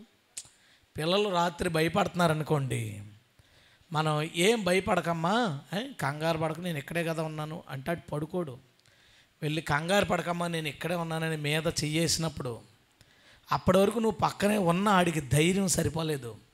నువ్వు ఎప్పుడైతే ఆ భుజం మీదో వీపు మీదో చెయ్యేసి ఇలా తడుతుంటే నేను లెగిసే ఉన్నాను, నువ్వు పడుకోవని అర్థం. తట్టడం అంటే నేను పడుకోలేదురా, నేను తడుతున్నాను కాబట్టి నేను లెగిసే ఉన్నాను, నువ్వు పడుకుండిపో, నేను చూసుకుంటాను అని. నీ చెయ్యి నా మీద ఉంచి ఉన్నావు అంటే నువ్వు నా చుట్టూ ఉండడమే కాదు, నా చుట్టూ ఉన్నావు అనడానికి రుజువుగా ఒక ఆధారాన్ని నా మీద పెడుతున్నావు. అవును, యేసయ్య మనతో ఉన్నాడనడానికి మనకి ఆధారం ఉంది, మనలో ఆధారం ఉంది. ఎన్నోసార్లు దాన్ని మనం అనుభవిస్తున్నాం. ఎస్, ప్రభు ఇక్కడ ఉన్నాడు అని మనకు అనిపించే సందర్భాలు ఎన్నో ప్రభు చేస్తున్నాడు. ఎందుకో తెలుసా? మనల్ని ధైర్యపరచడానికి. హల్లెలూయా. బుర్ర ఉన్న వాళ్ళకి, పిచ్చి ఉన్న వాళ్ళకి ఏం అర్థం అవుతుంది, కానీ భక్తిగా ఉన్న వాళ్ళకి ఇది అర్థమవుతుంది. దావీదు తప్ప ఇంకెవ్వరు ఈ మాటలు రాయలేరేమో, నాకు అలా అనిపించింది. దావీదు తప్ప ఇంకెవ్వరు, దేవుడు ఇంతగా ఒక మనిషి మీద దృష్టించి చూస్తున్నాడు, ఎంతగా ఒక మనిషితో దేవుడు కలిసి నడుస్తున్నాడు, ఎంతగా ఒకరిని ఆవరించి దేవుడు ఉంటాడని దావీదు తప్ప బహుశా ఇంకెవరు రాయలేరేమో అని రాశాడు. నా చుట్టూ నీవు ఆవరించి ఉన్నావు, నా వెనక ముందు నువ్వు నడుస్తున్నావు, నీ చెయ్యి నా మీద ఉంచున్నావు, నాకు ఇంకా భయం ఏంటి ప్రభువా? 2 విషయాలు మనం నేర్చుకోవాలి దీని నుంచి. ఈ మించిన జ్ఞానం మనకు 2 మాటలు నేర్పిస్తుంది. ఒకటి, నువ్వు తప్పు చేయాలనుకుంటే చెయ్యాలని నువ్వు అనుకున్నప్పుడే దేవుడికి తెలిసిపోయింది. కాబట్టి జాగ్రత్తగా ఉండు, పవిత్రంగా బ్రతుకు. కష్టాలు, శ్రమలు, ఇబ్బందులు వస్తున్నాయా? ప్రభు నీ చుట్టూ ఆవరించున్నాడు కాబట్టి ధైర్యంగా ఉండు, సంతోషంగా ఉండు. ఎల్లప్పుడూ ప్రభు నీతోనే ఉన్నాడు. హల్లెలూయా. ఆఖరి మాట నేను మీకు చెప్తానండి. మించిన ఒక మాట దేవుడే మాట్లాడింది. సమూయేలు మొదటి గ్రంథం 12వ అధ్యాయం. అక్కడ జరిగిన సందర్భం ఏంటంటే, ఇశ్రాయేలీలు రాజు కావాలని అడిగిన సందర్భం అది. ఇశ్రాయేలు మాకు రాజు కావాలని అని సమూయేలు దగ్గరికి వచ్చి అడిగారు. అడిగినప్పుడు సమూయేలు మాట్లాడుతున్న మాట చూడండి. 12వ అధ్యాయం 12వ వచనం నుంచి 11 నుంచి. యెహోవా యెరుబ్బయలును, బెదానును, యెఫ్తాను, సమూయేలును పంపి, అంటే చాలా శ్రమల్లో ఉన్నప్పుడు మాలాంటి వాళ్ళు ఎంతమందిని పంపి, నలుదిశలా మీ శత్రువుల చేతిలో నుంచి మిమ్మల్ని విడిపించినందున మీరు నిర్భయంగా కాపురం చేయుచున్నారు. అయితే అమ్మోనీయుల రాజైన నాహాషు మీ మీదకి వచ్చుట మీరు చూడగానే మీ దేవుడైన యెహోవా మీకు రాజయ్యున్నను. అది అండర్లైన్ చేసుకోండి. మీ దేవుడైన యెహోవా మీకు రాజయ్యున్నను, ఆయన కాదు ఒక రాజు మిమ్ముని అలవలనని మీరు నాతో చెప్పితిరి. మీరు కోరిన రాజు ఇదిగో ఇతనే, యెహోవా నిర్ణయించాడు. మీరు అడిగింది ఆయనకి ఇష్టం లేకపోయినా సరే మీకు రాజునిచ్చాడు అని చెప్తూ 17వ వచనం. గోధుమ కోతకాలం ఇదే కదా, మీరు రాజును నిర్ణయించమని అడిగినందు చేత యెహోవా దృష్టికి మీరు చేసిన కీడు గొప్పదని మీరు గ్రహించి తెలుసుకోవడానికి యెహోవా ఉరుముల వర్షమును పంపునట్లుగా నేను ఆయన్ని వేడుకొనుచున్నాను. సమూయేలు యెహోవాను వేడుకొన్నప్పుడు యెహోవా దినమున ఉరుముల వర్షమును పంపగా జనులందరూ యెహోవాకు సమూయేలుకు బహుగా భయపడి సమూయేలుతో ఇలా అన్నారు, రాజును నియమించమని మేము అడుగుట చేత మా పాపములన్నిటినీ మించిన కీడు మేము చేసేదిమి.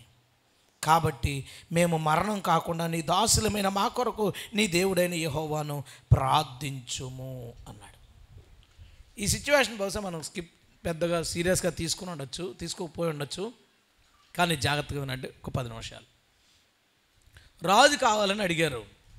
అది దేవుడికి ఇష్టం అనిపించలేదు, దేవుడికి నచ్చలేదు. యెహోవా వారికి రాజుగా ఉండి ఎక్కడి నుంచి ఐగుప్తు మహారాజు ఫరో దగ్గర నుంచి ప్రజలను విడిపించి తీసుకొచ్చాడు. అంతకంటే పెద్ద రాజు, మించిన రాజు అయినా, ఫరోని మించిన రాజు అయినా అక్కడి నుంచి తీసుకొచ్చాడు. అరణ్యంలో పోషించాడు. కనాన్లో ఎన్ని యుద్ధాలు గెలిపించి యెహోషువ కాలంలో, న్యాయాధిపతుల కాలంలో గొప్ప విజయాలు దేవుడు వాళ్ళకి ఇచ్చాడు. ప్రశాంతంగా ఉన్నారు. వాళ్ళు పాపం చేయడం వలన దేవుడు శత్రువులకు అప్పగించాడు, కానీ దేవుడు బలం సరిపోక కాదు. అలాంటి ఒక టైంలో ఇశ్రాయేల్ వచ్చి మాకు రాజు కావాలన్నారు. దేవుడు చాలా బాధపడ్డాడు. బాధపడితే సమూయేలు అన్నాడు, యెహోవా ఈ విషయంలో చాలా బాధపడుతున్నాడు అనడానికి రుజువు ఏంటంటే ఉరుముల వర్షం కురిపిస్తాడు అన్నాడు. అది గోధుమల కోతకాలం, అంటే సమ్మర్ కోతకాలం. అది వర్షం వచ్చిందంటే పంటలన్నీ ఎగిరిపోతాయి, మొత్తం నాశనం అయిపోతాయి. వర్షాలు పడని కాలం అన్నాడు. నేను అడుగుతానంటే వీళ్ళకి నమ్మకం లేదు. దేవుడు ఎందుకు ఫీల్ అవుతాడు అనుకుని ఉంటారు వీళ్ళు. వేడుకొనగా ఉరుముల వర్షం వచ్చేసింది. వెంటనే వస్తే వాళ్ళు పరిగెత్తుకొచ్చి బ్రతిమాలుతున్నారు, సమూయేలు మేము ఎంతవరకు చేసిన పాపములన్నిటికన్నా మించిన పాపం చేశాం. యెహోవా రాజుగా ఉండగా ఇంకొక రాజు కావాలని కోరుకొనుట, అది ఒక వ్యక్తి చేయు పాపములన్నిటికన్నా పెద్ద పాపమై ఉంది దేవుని దృష్టికి. వాళ్ళు ఏమంటున్నారో తెలుసా? వేడుకో, మాకు రాజు అంటలేదు, వేడుకో మేము నశించిపోకుండా. అంటే రాజు కావాలి కానీ వేడుకో, ప్రాబ్లం రాకుండా అని ఫిక్స్ అయిపోయాడు. దేవుడు అంటున్నాడు, ఇదే పాపములన్నిటికన్నా మించిన పాపం, అందరికన్నా అన్నిటికన్నా మించిన పరిశుద్ధుడు అంటున్న మాట. ఒక వ్యక్తి తనను కాక మరి ఒకరిని రాజుగా భావించుట అన్ని పాపముల కన్నా మించిన పాపమట. అంటే మనకి యేసుని రాజుగా మనం చూడలేదా? మన దేవుణ్ణి మనం రాజుగా చూడలేదా? ఒక చిన్న ప్రశ్న అడుగుతాను మిమ్మల్ని. మీకు ఒక ఇళ్ల స్థలం కావాలి. అందుకు మనం ఏం చేస్తామంటే ముందుగా మన రాజులు అంటే మన గవర్నమెంట్కి మనం అప్లికేషన్ పెడతాం. యెహోవా మన రాజు అంటే అర్థం ఏంటంటే నీకు ఒకటి కావాలి, ముందుగా ఎవరిని అడగాలి? ఇప్పుడు దేవుణ్ణి అడగాలి. ప్రభువా నాకు కావాలి, నేను ఏం చేయను? అప్లై చేసుకోనా, కొనుక్కోనా, వేరే విధంగా నువ్వు ఇస్తావా అని దేవుణ్ణి అడగాలి. ఒకడు దేవుణ్ణి రాజుగా భావిస్తే అతడు దేవుణ్ణి అడుగుతాడు. ఒక అన్యాయం జరిగింది, నీ ఆస్తిది నీ ప్లేస్లో ఎవరో వేరే ఆక్రమించుకోవడానికి ప్రయత్నిస్తుంటే మనం కోర్టుని ఆశ్రయిస్తాం. కోర్టు అంటే గవర్నమెంట్ అంటే న్యాయం కోసం నువ్వు గవర్నమెంట్ని ఆశ్రయిస్తావు. అయితే ఇప్పుడు నువ్వేం చేయాలి? నీకు అన్యాయం జరిగింది, మోకరించి దేవుణ్ణి ఆశ్రయించాలి. హల్లెలూయా. ప్రతిదానికి దేవుడు అనకూడదండి. కోర్టు ఎందుకు ఉంది, స్టేషన్ ఎందుకు ఉంది? అరే కోర్టుకి వెళ్ళాలో వద్దు దేవుడు తెలుస్తాడు. కోర్టుకి వెళ్ళిన చోట అంతా న్యాయం జరిగిపోయింది అంటే ఇంపాసిబుల్ అది వాళ్ళే చెప్తారు. ఇంపాసిబుల్, అది న్యాయం జరగాలని గ్యారెంటీ లేదు. కాబట్టి ఒక జిల్లా కోర్టు తీర్పిచ్చింది ఒక విషయం, మళ్ళీ హైకోర్టుకి అప్పీల్ చేసుకోవచ్చు. అంటే అర్థం ఏంటంటే మేము చెప్పింది కరెక్ట్ అనేం కాదు, నువ్వు ట్రై చేసుకోవచ్చు, వాళ్ళే చెప్తున్నారు. కానీ నిజంగా న్యాయం ఎక్కడ జరుగుతుంది అంటే మన దేవుని దగ్గర జరుగుతుంది. హల్లెలూయా. నువ్వు దేవుణ్ణి అడిగితే దేవుడు అటు వెళ్ళమంటే అటు వెళ్ళు, అక్కడ న్యాయం జరుగుతుంది. నువ్వు కామ్గా ఉండి నేను చేస్తానన్నాడా? దేవుడు అలాంటి న్యాయాలు ఎన్నో చక్కబెట్టాడు. ప్రభువుకి మహిమ. హల్లెలూయా. నువ్వు దేన్ని ఆశ్రయిస్తున్నావు? ఎవరో మీ ఇంటి మీదకి గొడవకు వస్తున్నారు, 100 కొడతాం పోలీసులు అంటే గవర్నమెంట్, మళ్ళా నీ ప్రభుత్వం వాళ్ళు. అయితే ఇప్పుడు నీకెవరో ప్రమాదం కలిగించే వాళ్ళు ఉన్నారు, మనం ఏం చేయాలి? ఇప్పుడు ముందు ఆ విషయాన్ని దేవుడికి అప్పగించు. నీ శత్రువు నీ ఇంట్లో ఉండొచ్చు, నేను ఇబ్బంది పెట్టేవాళ్ళని కోడలో, అత్తో, ఆడబడుచో, ఇటు పక్కన ఎవరు ఉండొచ్చు. ఆ సమస్యని మొదట ఎవరికి ఇవ్వాలో తెలుసా? దేవునికి అప్పగించు. అప్పుడు నువ్వు దేవుని రాజు అని భావిస్తున్నట్టు. హల్లెలూయా. ఓ బిజినెస్ చేసుకోవాలి అనుకున్నావు, పర్మిషన్కి అడగవా? ఆ చోట పలానా కంపెనీ పెడదాం అనుకున్నావు, పర్మిషన్ అడగమా government? Yes, Jesus is our government. నువ్వు అది చేయాలనుకున్నావా? ముందు దేవుణ్ణి అడుగు, ప్రభు ఇది చేయనా వద్దా? ఆ గవర్నమెంట్ నుంచి నీకు పర్మిషన్ వస్తే అప్పుడు మిగతా పర్మిషన్ల దగ్గరికి నువ్వు వెళ్ళు. వీళ్ళు పర్మిషన్ ఇచ్చేసినా సరే ఆ పైనుంచి నీ రాజు దానికి అనుమతి ఇవ్వకపోతే దాన్ని నువ్వు ముట్టవద్దు. హల్లెలూయా. నేను చెప్పేది నీకు అర్థమైందా?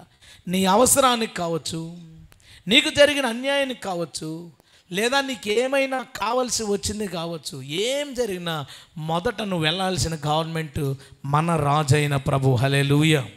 మన రాజ్యాంగం బైబిల్. మన రాజ్యాంగం బైబిల్. బైబిల్ ఏం చెప్తుందో దాన్ని చేయడమే మన అందరి పని. మనకి రాజు మన ప్రభు.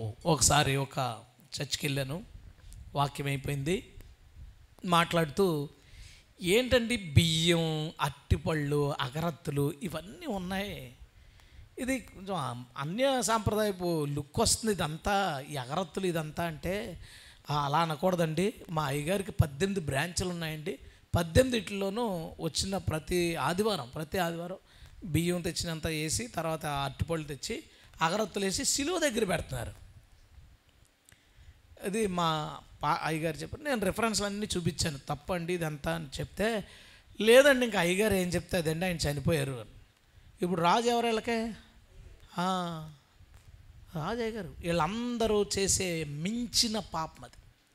ఒక క్రైస్తవుడు బైబిల్ని తన అధికారమైన, అంటే బైబిల్ మాత్రమే నేను పాటించాల్సింది అని కాకుండా, అయ్యగారి సిద్ధాంతాలు, అయ్యగారి పుస్తకాలు, వాళ్ళు చెప్పారు వీళ్ళు చెప్పారని ఎవరైతే పాటిస్తారో వాళ్ళు తమ జీవితంలో చేస్తున్న పాపములన్నిటికన్నా అది మించిన పాపం. అది మించిన పాపం అమ్మాటికి. సాతానికి ప్రార్థన చేసేవాళ్ళు, సాతానికి తిట్టడానికి పుస్తకాలు రాశారు, సాతాన్ని తిడుతుంటారు. అయ్యి ఎందుకు రా బాబు, ఏం పౌలు రాయలేడా సాతాన్ని తిట్టడానికి ఒక పేపరు? ఎందుకు రాయలేదు? సమాధులను పూజించడాలు, సమాధుల మీద మట్టి తిండాలు, పలానా అయ్యగారు ఏం చెప్తే అదే. ఇంత డెవలప్ అయింది, నాలెడ్జ్ ఎంత డెవలప్ అయింది. బైబిల్ గురించి ఎన్నో విషయాలు బయటకు తెలుస్తున్నాయి. ఎంత తెలిసినా సరే 100 సంవత్సరాల కోసం అయ్యగారు ఏ తప్పుడు వ్యాఖ్యానం చేశారో ప్రకటన గ్రంథం మీద ఆ తప్పుడు వ్యాఖ్యానమే నమ్ముతారు. క్లియర్గా రెఫరెన్స్లు చూపించినా సరే అది మాకు వద్దు. ఎందుకంటే ఈ అయ్యగారు సంఘాలు దేవుడి కాదు, ఎవరి ఈ అయ్యగారు సంఘాలు, అయ్యగారు సంఘాలు. ఇంకో అయ్యగారేమో పెళ్లి చేసుకుంటే పరిచయం చేయకూడదని రూల్ పెట్టారు. ఆ అయ్యగారు ఉన్నా లేకపోయినా ఆ రూలే అందరూ పాటిస్తారు.